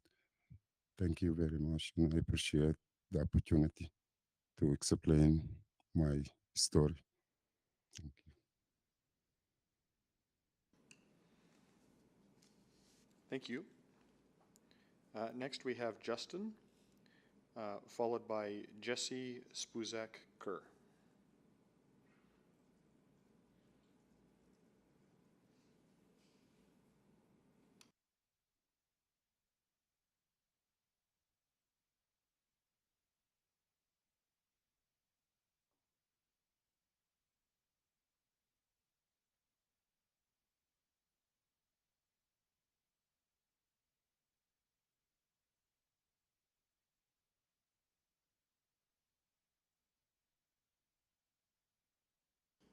Oh, we can't hear you, Justin. Just a sec. We good? There we go. Actually, I'm gonna say it again. My name is Justin, but I go by two names. Actually, Justin is my dad. Give me these names. He used to be a judge. I guess that's what happened back home there in Africa. And my document name is Bone Maker, and I came from Africa since 2002, and I've been here for a long time in Calgary. This is where I arrived, and I love Canada to begin with, and everybody around the world is willing to come to Canada, and it's the best homes and it's the best place where people can come and stable and establish their life again where they lost their hopes. So Canada, Calgary, I've been there for till 2012, and I moved to Edmonton here 2013. And the reason here, I had the job in Calgary. They sent me to Edmonton. Edmonton is a city that sometime I pass by if I go up north to go work in oil field. And I never thought that one day I'm gonna live here in Edmonton. And the reason I moved here, I had a job and they transferred me here, which is a contract for 2 years. And things are different than Calgary and Edmonton. Seems, sorry about that, guys. My bad. My bad. So I believe that there is a different situations that connected between the two cities. And Edmonton here is a city that's need to be developed. It's not physically, but I'm talking about population in general. Like it's kind of it need to be organized and addressed in a good way. And there is no doubt then, and there is nothing wrong that Canada bring people around the world. And then it's like having a house and there is a lot of people in the house and with a different backgrounds and without knowing how many beds supposed to be bedrooms, supposed to be for people to sleep in. So I think we should prepare that before bringing more people, and we have a situation that going on in the city to be addressed at the first in a priority. So I just want to make it short for affordable housing and then plus homeless people. I live here. I have a place by 118. By 106 Ave is and 107 Ave, 106 Street and 107 Ave. Sorry, and 109. It's a house that I've been there for long, 3 bedrooms and 2 bedrooms. And yeah, I have a couple of friends. They all need help. So for me, being in the house and there's 3 bedrooms and it's empty, I thought maybe I can bring people that who need helps actually. And I've been struggling with those people sometimes because the landlord doesn't need people to be in the house, and he's supposed just to take his rent, which is amount of the money they're supposed to have. So I went through a lot of situations that I need to solve these problems. The never complaining about people there, and so on. But the reality, the background of me having those people to help them. Some of them, they say that shelter is not good for them because they go to work. Some of them, they're thinking about going to school or doing some courses and stuff like that. But being in a shelter is complicated for them. So I thought maybe there will be a different way to address those people's, like if there is a house that's affordable house that they have 2 bedroom, 12 or 10 bedrooms, for example, to begin with, looking for those people who are willing to change. We can start it from there. I know it's so hard for them. Nobody wants that, but because they lost trust and we want to gain the trust again between us and keep the relationship together. So we thought about these unknown organizations, me and the father, and Michaels, those two fellow who was talking before me, that one day we're going to have to work individually. It's just to avoid any traffic that city talk about it, about the homeless. So I wish every community have a way to solve every problems that coming from those homeless. And so for us, we can start a house. This house might be a house with 10 people, and there will be a small office there. So we can reach them individually where they are, and we can talk to them and what they want actually. And then we go from there. And plus that, for the housing too, I really like to so willing in future reference that the city can help family. They came first, you know. And what I heard about those people who spoke, they have a lot of experiences they went through, and they need to be heard. Which I really appreciate that. That's member of the council. They're listening to us, and things will be taken step by step. And we need a lot of attentions to for our needs. And I would like to thanks everything, and I wish to talk in future of friends. And thanks. God bless you guys. Amen. Thank you. Next, we have Jesse Spuzik-Kerr, followed by Tim Vanderberg.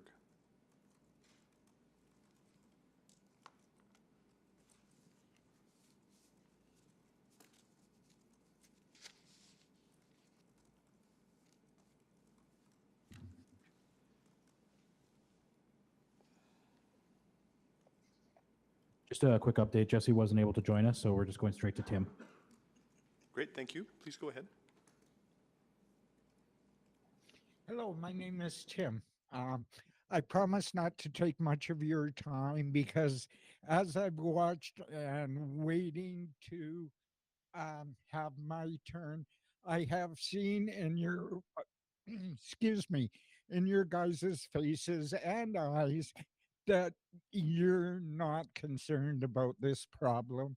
And I have had experiences where politicians, they don't care unless you're in the high five-figure digit living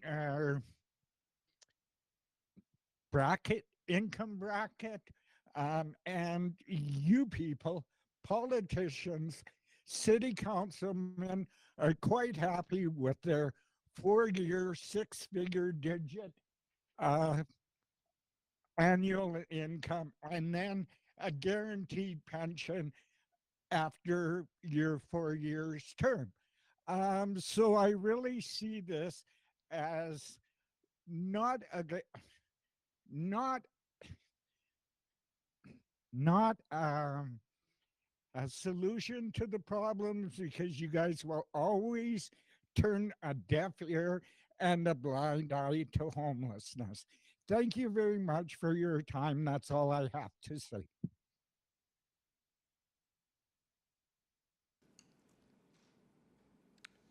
Thank you. Next, we have then Barbara Wandering Spirit, followed by Twileen Moisson.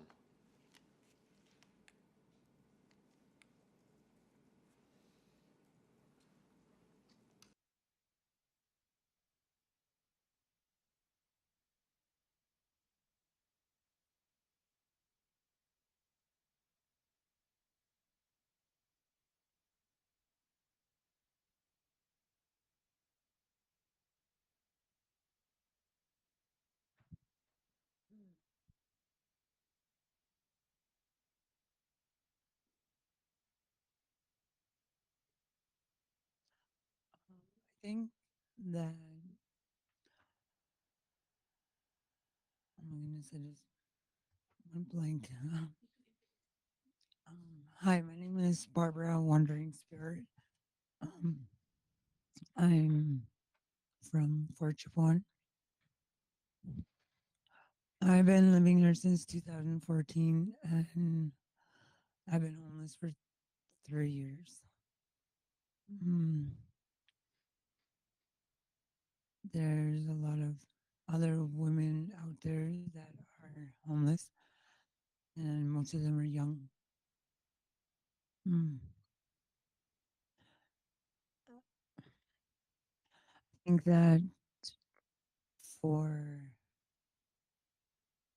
the building down on 111th, my best friend Mark Melanchuk used to own it, and he passed away in September. So the building is kind of just sitting there. Nobody's doing anything with it. I think maybe that would be a good place for the city to help open up woman's healing house for us.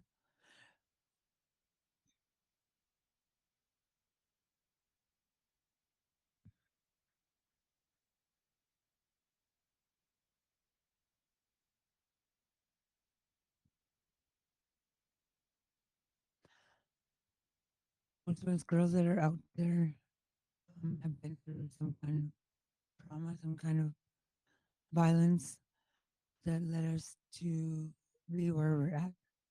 Most of the women I've talked to.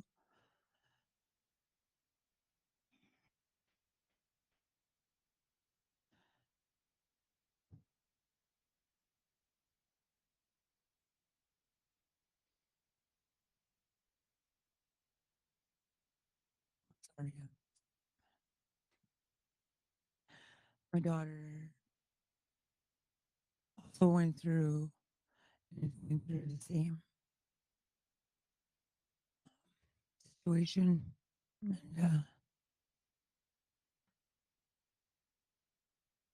I just want to say, I do love her, and I wish I would have, acted sooner instead of trying to deal with my stuff first.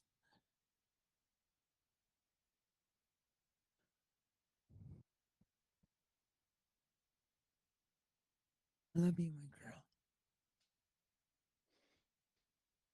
I'm here and I'm not going anywhere.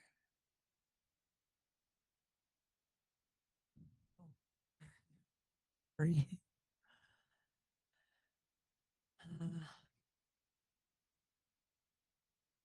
it's for that house on 111, that apartment. It was supposed to be a recovery home for men. It's beautiful. Big.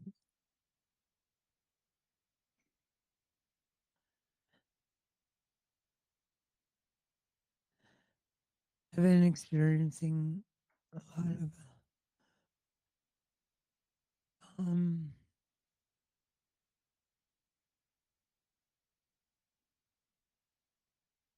things about faith, the things that are important in my life, people.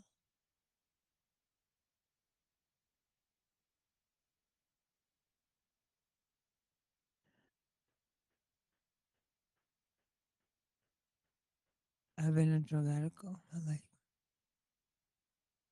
And I'm proud of. It's what I grew up with.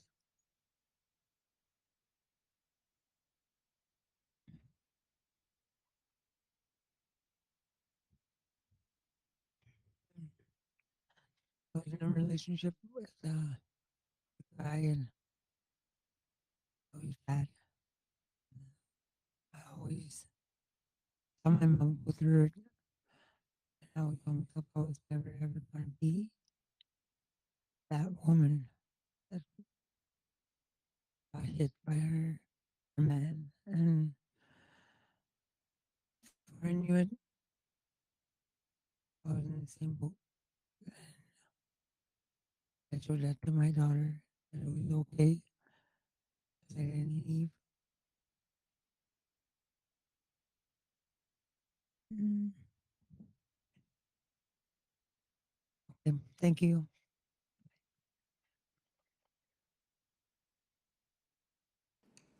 Thank you. Next, we have Twileen Moisen, followed by Gogo.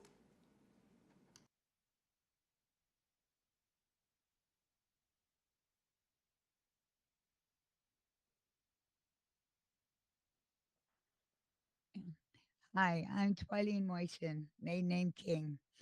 I have 4 children, 5 grandchildren. I'm 62 in January, and I've been going through a lot of hell since the virus hit. I've been through 5 places since the virus hit, and the first 2 was because of the effects of the mail system. My check was 28 days late, and housing did not follow through with the promises of rehousing me after I was evicted in 14 days from Terwilliger. Terwilliger, I was hospitalized in ICU for the COVID. I had my door kicked in and I wasn't even there. I didn't even know about it. I had nothing. Walked up to go when I got out, walked up and my door was in, and the landlady come barreling up the stairs at me and screaming her head off and calling, saying all kinds of things. And I was in there like 20 days. Anyhow, she wouldn't hear of any terms. I would offer to I filed a police statement. I did everything she wanted. I was even willing to pay for the door, even though I didn't open the front door or allow or no. Anyhow, so we made an agreement. If I didn't fight them in court, I would move out December 15th, which was the middle of winter and Christmas was around the corner. And they would rehouse me. Well, they didn't rehouse me. This is the first time in 2 years. October 15th is when I moved into Terwilliger, that I am going to, by the end of this week, with the grace of God, I get into a place. I have put myself through these other homes. I could pay the rent, but I could not come up with damage deposit, hoping housing would kick in and help me out, which I was led to believe a couple times that they would. And then when I got through it, they fell through on it. Um, I've been through a world of abuse since I was 3 years old, starting with sexual abuse. That's pretty much all I've known in my years of growing up as a child. Um,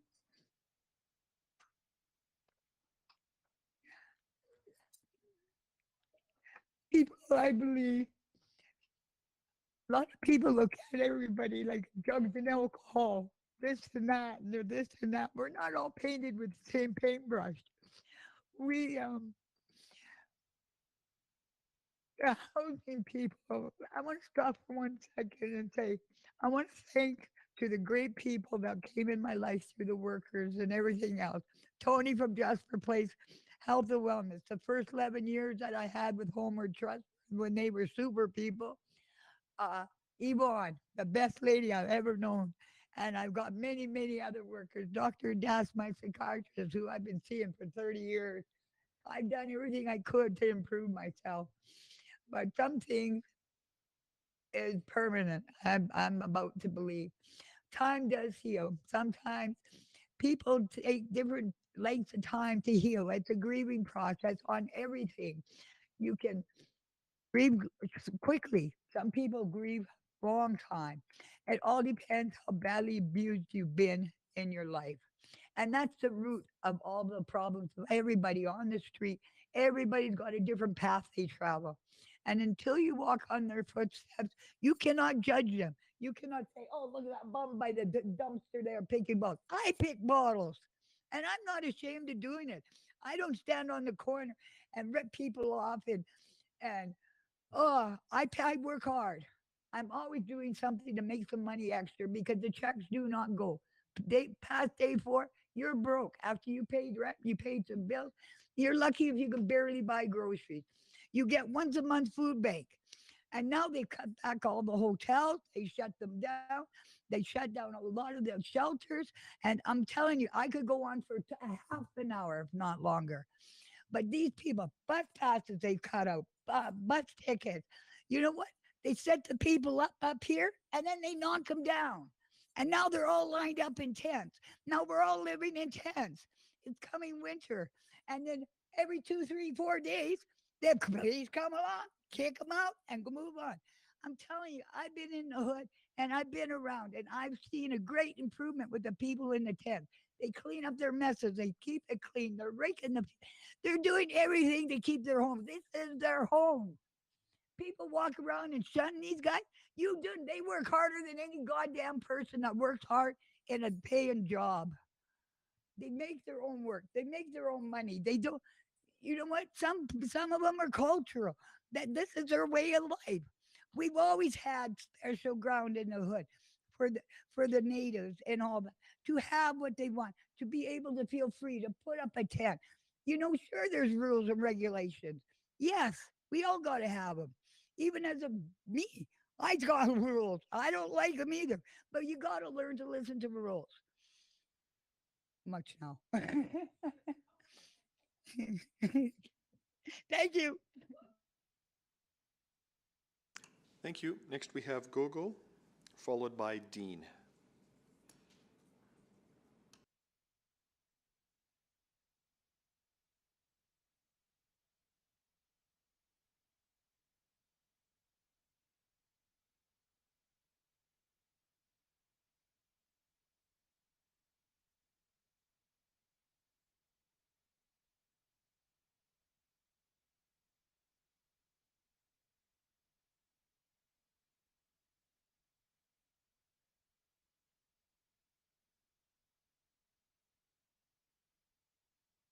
Sorry, my apologies to the council. That's everyone that we have here remotely to speak on our end. Okay, I have 3 others on my list. I just want to make sure that they're not in any other place. They're not in this room. And that was Gogo, Dean, and Akai. So just making sure that there's no one else that wants to take a turn. Yeah, I just confirmed Gogo, Dean, and Akai were all supposed to be in attendance here, but they're not in attendance here. So thank you. Okay. Okay, thank you very much then. So next in our process would be questions of speakers. If there's anyone on council that would like to ask a question of anyone, we can give that a try.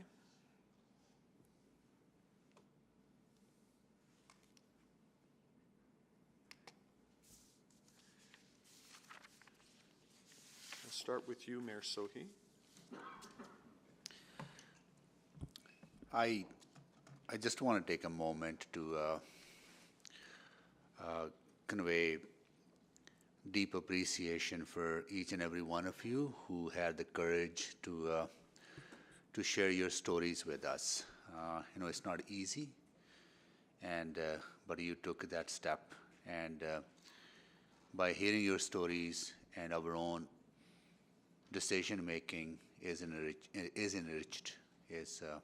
That allows us to ground our decisions in people's realities and people's stories. So I really want to thank each and every one of you for joining us, and I hope that you will continue to stay engaged through the process as we figure out the best way forward in meeting the needs of the community, not just on housing, but also the human needs as have been described by many of you. So thank you so much to all of you. I do have some questions on the solutions. Maybe I'll start with one of the presenters that was part of the delegation who facilitated these stories. I think it was Dr. I just missed the name. I don't have it here. And so that Mayor is. Sohi, I'm sorry, Mayor Sohi, I think you might be speaking about someone that was part of the delegation. Yeah, are we going to we'll do speakers first, and then we'll come back to. Okay, got it. I'm sorry to interrupt you, sir. Okay, no worries. I'll go to Nick Lilly then about the approach that we need to take. One of the challenges that we are facing is, the allocation of resources, the grant funding, which comes directly from property tax levy. The other solution we have is the capital, which we can borrow against. But when we provide grant funding, we cannot utilize the debt. Just want to ask you, in your work, what are some of the creative solutions with limited resources that we have? We can stretch those dollars. That's one. The other one is the ongoing call that we heard from presenters today as well. focusing on those deep needs. You provide quite a bit subsidy for that 80 to 90% range of the income. But how do we focus on the core needs where we need to have deeper subsidies? Thank you, Mr. Mayor. Those are fantastic questions, and probably the harder of many that we're wrestling with at sort of a systems level. But I would suggest, from the view of creative solutions, one thing is we're building new product, which we expect to not only be a quality product, but also consider it of future sustainability, both environmental and financial. I think the mixed market approach has become a bit of a norm, wherein you have a portion of a development which will be rented at market rates, and then a portion which will be at subsidized rates. And certainly for an organization like HomeEd, when we approach an opportunity, anything that we can do to increase the depth of subsidy that's provided on these units, we can, but it has to be considered of the long-term implications of renewal and repair and community supports. And so I think first and foremost, it's starting with an appreciation that it's going to be very hard for any new property to be a wholly, deeply subsidized one without extreme government intervention. And yet, the more that we can work together, and for the city in particular to put forward anything that it's well positioned to, such as land and some of these capital grants, it's a big step that we can then go and push other orders of government and the business model to support this in a longer, future of sustainability for the property. That hopefully gets to a little bit of the question on the start. The second on the deep subsidy, I think the other consideration is we've got a lot of product that it's aged, but it's been well maintained. And I think those are really the opportunities where you can push beyond sort of 10 to 20% less than market a bit further, because typically your debt has been paid off, or you have a bit more flexibility. And so it's going to be challenged on the brand new ones to go deep, but I think looking at the full picture in the mix may be part of the solution. No, thank you for that. And once again, thank you everyone, and also those who facilitated these conversations. Thank you so much for that. Thank you. Councillor Tang. Thank you, Mr. Chair. I just want the opportunity to offer my gratitude and just maybe some comments and a question at the end there. So really want to thank, Pamela, Dawn, Sidoni, Floyd, Puppy Rose, John, Sana, Cynthia, Graham, Kelly, Defala, Justin, Tim, Barbara, Twiling, and Michael. I think a lot of your stories are very hard to share, so thank you for sharing them. It's one thing, I've read all of your stories in the report, every single one, word for word. It's one thing to read it on paper, and it's another to hear you speak. And I heard you say that, you enjoy communities, to be in communities where you see people who look like you, who speak the same language, places where you belong. You want to contribute and give back in a way that is meaningful for you. And you want to have a control and say in where you live and how you live. And I think some of your words really stuck out with me. And I just want to repeat some of that back, because I think they're quite important as we continue to engage in this conversation about housing.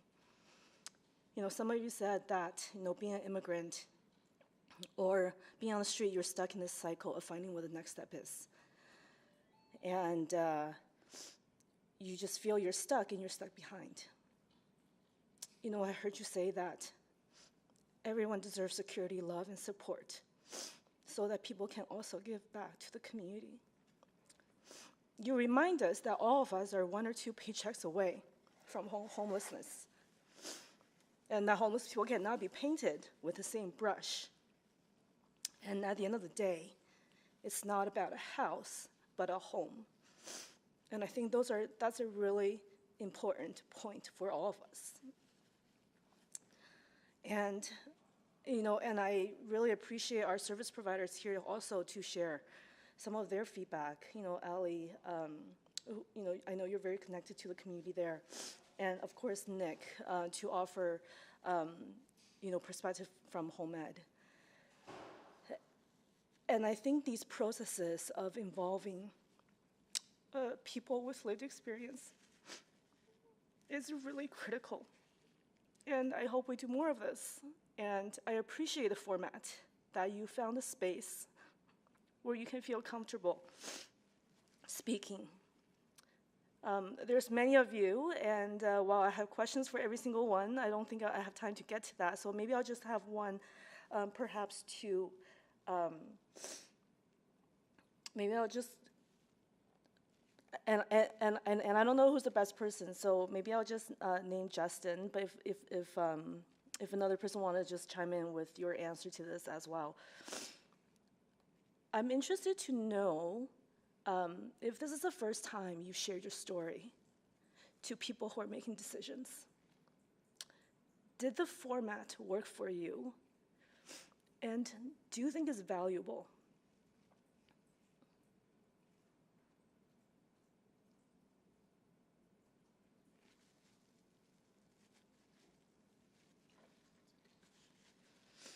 Can you repeat the question, please? I'm interested to know if, for many of you, is this the first time you talking to a decision makers? Did the format of all of you being in the other in the room that you were in, feel safe to express what you have to say? And do you think that would be valuable in the future for us to have formats like this, where you get to share your stories firsthand? Yeah, for sure, yes. Well, I believe I feel free and secure. And what I was trying to say earlier is things that been there for long times. And I didn't have any opportunity to talk about it or support or where to go, especially when it comes to newcomers. Even though I've been here for a long time, it seems like I'm supposed to have that kind of opportunity, but it's tough for us. And I feel sort of about people born and raised here. They're going through these situations, and it's we have a solution for that if that's possible. That we need to address it in a good way, and by you guys' support, and very much. I'm not sure exactly if I answer your question correctly, but that's we need to have a chance that we could be able to address our issues. Thank you so much for that. And I want to just also thank the folks who organized the format. Thank you. Okay. One more. Yeah. You might. Hi. My name is Sidoni. I was the first speaker, and yeah, I was the first speaker. I got to listen to everyone speak on here after I did, and the one thing that kind of annoyed me was um that that I know this is this room, but you need to act like we're in the same room as you. You can't be drinking water or blowing your nose. You have to have your full attention with us. And that is really, really disrespectful. And I expect an apology from you guys to us before we leave, because that is just disrespectful. If you were all on a stage listening to us, would you do all that? No. So we need that same type of respect. Thank you. Appreciate that. It comes along with the public. Uh, Everybody is judged when they're pulling a cart and they're pulling a suitcase walking down the side. You don't know if if that suitcase is full of guys' clothes or dirty laundry that you're going to go to the laundromat with. You get painted with the same paintbrush. Bus drivers, some of them are totally disrespectful. If you go on there and you're short some, they make you feel like a piece of shit. Now, we need good, caring, loving people like there is right in this room that take a person's self confidence, will to live. Most of us have lost our will to live. When we hit the streets, we got no more will to live. People don't understand that. If you keep knocking them down, they commit suicide. The more fucking drugs more drugs they use. Now you don't understand these people are already weak. Now you're going to take a sledgehammer and keep knocking them in the head, or are you going to build them up? Give them some self-worth. You don't get self-worth when you get a counselor that talks down to you like this, or a worker, which I had. No, I'm sorry. I am very verbal. No, thank you. Thank you. And I am out of time.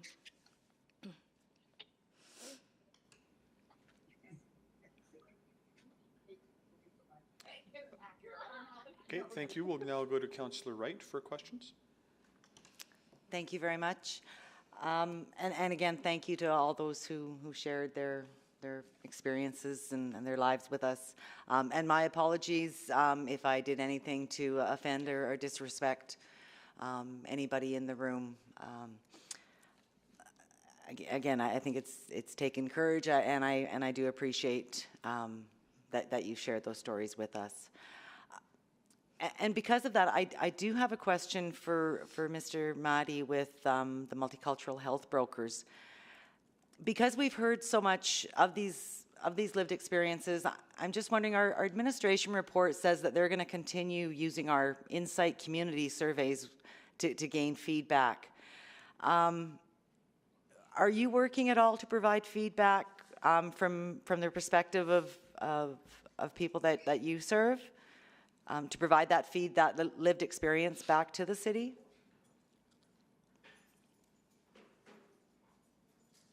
Mr. Mahdi? Sorry. Okay, I'm sorry. I was on other. Okay, yes, my lived experience, because I have been. I'm sorry, I missed the part of the question. I have been supporting newcomer families in the area of housing and schooling for about 25 years. So the lived experience, my own lived experience when I came here, even though that time was different, because in the 1999, like that, the housing, the market was depressed. So it was easier, but still the discrimination when it comes to, because who they want to rent is, if I go without income, they will ask me, you don't have income, you need a co-signer. Someone has to, to sign with you. Tomorrow, if something happens, they can go after. And most of the refugees I work, affordability is number one. Because of their rent and their employment situation is low, and then the size, excuse me.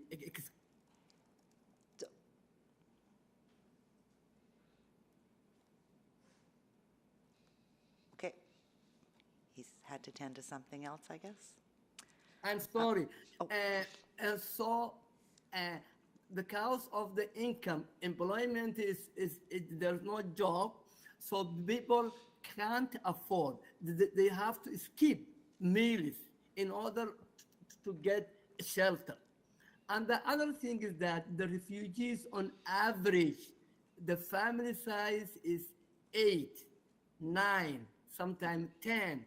And the housing, there are not 5 or 4 bedrooms.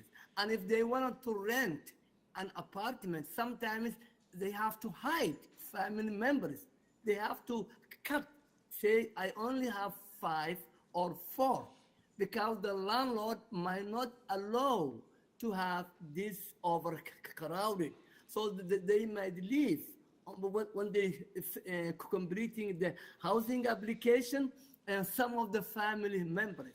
Yeah. So I'm just wondering, Mr. Maddie, do you have a formal process to bring that information forward to the city, to our administration? Yes. Okay. Yes, I will.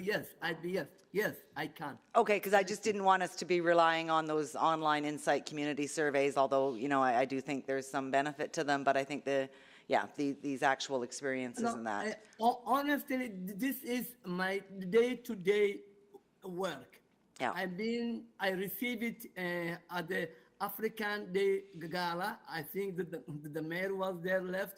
I received the community, the lifetime community work, achievement. So I've been working at this. I am committed. So, but the refugees are the hidden. The faces are the homeless. But there's gonna be a large population of the newcomer are going to join the homeless. Okay, thank you very much. I think I'm almost out of time here. And I'm just, one quick question for Mr. Lilly. I understand that there's support services that are offered. Is that through HomeEd, like a call-in center? Or is that promoted at all through HomeEd? Yeah, well, thanks for the question, Councillor. I think it depends on which support services you're referring to. Certainly as a property manager, we try and be as accessible to any comments or questions, both from residents in the community, and have sort of simplified that down to singular points of contact. But I know other providers, maybe more in the supportive housing space, such as Homeward Trust, have very different processes and extensive on-site supports for mental health and addictions-related issues, as well as housing. Okay, yeah, I was thinking more of the tenant support, like in regards to evictions or anything like that. Okay. Okay, thank you very much. My time is more than gone. Thank you. Thank you. Councillor Rutherford? Yes, thank you. I want to start by again saying what my colleagues have said, and that I am so grateful for your voices today and the emotional, mental, and physical energy that it took you to share today. And I hear some sentiments of us not caring, but I can only speak for myself, and I care so much. I'm sick and I'm still here. I'm still here, and I still wanted to hear you. I've taken 9 pages of notes of what you've said. I plan to go back and re-listen again and again. So I hope that you leave today knowing that your voices did make a difference and will make a difference. My questions today, though, I'm going to focus on Mr. Lilly for the remainder of my time today. One of the things that was mentioned was around animals, and I found that really poignant, and I wanted to know what kind of animal policy HomeEd has. Yeah, thanks for the question, Councillor. So we've actually revised our pet policies within the last year and a half of my tenure, where previously pets were not permitted outside of service animals, which certainly is a requisite, and that continues to date. We've broached it in sort of a two-phase approach right now, where across our townhome product, which is the vast majority, a significant component of that which we have across the city, pets within certain constraints are fully permitted. We're continuing to evaluate how to best introduce this within the apartments at this point in time, and we've been doing a lot of resident feedback work to try and figure out if we make a change to fully permit that, what would be the best way to do so. So an important consideration for sure. Yeah, and I think, we often talk a lot about affordability, and my stance on 80% below market, but the core housing need also talks about accessibility, and then the report highlighted how important accessibility is, and one of those pieces is around diversity of housing type, and wondering what HomeEd is doing with current or future projects in consideration what you've heard today for diversity of housing type. Yeah, I think it was very powerful statements that sort of rang through the comments today, and obviously we're part of the report. You know, the challenge we're facing with our existing portfolio, a lot of 1970s, 80s builds, which frankly did not consider a lot of these accessibility requirements, and we're trying to be, tactful in how we still provide more barrier-free units and expand upon that. But unquestionably, with anything new that we are looking to develop, and even within the context of acquiring new properties, we are looking for opportunities. And thankfully, we're seeing some of the public sector grants come through with an expectation of heightened accessibility. So, I think you can, to a degree, have that expectation with any new development that there should be a lot more mindful consideration to accessibility. Are you building, how many 3-unit builds are you doing in your current projects? Yeah, well, I think the needs assessment makes this abundantly clear. Larger family size units are incredibly high demand. We're thankful to have a pipeline that really emphasizes that right now. And so one of the new projects we are in motion on in your ward up in Griesbach is anticipated to be upwards of 85 units of all at a minimum 3+ bedrooms. And in any of our new developments, we're anticipating them largely to be family-oriented housing of greater size. So that'll be the focus now and moving forward. Okay, and then my last question, what I heard from the speakers is around dignity and, don't keep growing and adding to the stock when the stock that we have isn't, safe and dignifying. And I heard, we do have a lot of aging. So what do we need to consider in our housing strategy around both growth and renewal from your perspective, Mr. Lilly? Well, certainly. I mean, there's certain investments that go just to ensuring quality properties, but I think what those comments sort of highlight was the community building and sense of belonging that we're trying to drive forward, and that starts with great customer service, which has sort of been a focus for us. But at the same time, I think it's a lot of the integration. I think where folks are struggling is the ability to access different resources, and I'd love to see the sector and the city work even better towards how we make it really simple how to engage with different services that are already in existence, but when needed and that they're easily accessible. So we're trying to make some strides in that regard and really putting community top of mind as a focus going forward, but it is certainly very tricky. Thank you. Thank you very much, Mr. Chair. Thank you. I think at this point I need a motion to extend orders to complete the agenda. So moved. Okay, please vote. In favor. Thank you, Councillor. We're just sending the vote now. Oh. We have 5 votes. Please display the vote. That is carried. Next we have Mayor Sohi. Yeah, thank you, Mr. Chair. To Sidoni, I really appreciate your candidness about if you felt that we were not paying attention. We were paying attention. I just had to step out for a minute to go to the washroom. So I apologize if you felt that way, but. Really want you to know, all of you to know that we deeply appreciate and care what you have said, and look forward. I'll be honored actually if I had the chance to come and see you in person, all of you, and look forward to doing that. So really want you to know that we deeply appreciate and deeply care. And if somehow you felt disrespected, I apologize for that. Yeah. That's all. Okay, thank you, Mayor Sohi. Anyone else with questions of our speakers? Okay, not seeing any. So again, as you've heard from my colleagues, we really appreciate all of you taking the time to share your stories and your perspectives with us. It's really important that we hear those stories and we hear how we can help you in a very different way. So we thank you very much for being here. All of you, and we also really extend our thanks to those that coordinated your ability to speak to us today, and I hope we can do this I hope we can do this again. And I hope you felt that you were in a safe space where you're gathered today. So with that, we've got some agenda cleanup matters to do. So first of all, I'm going to go to Councillor Jans to make a motion.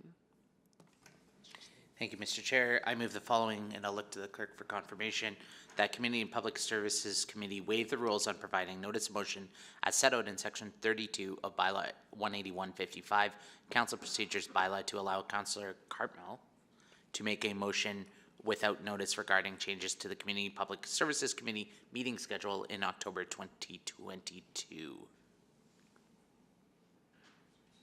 Yep, we're getting that on the board. Thank you. Please vote.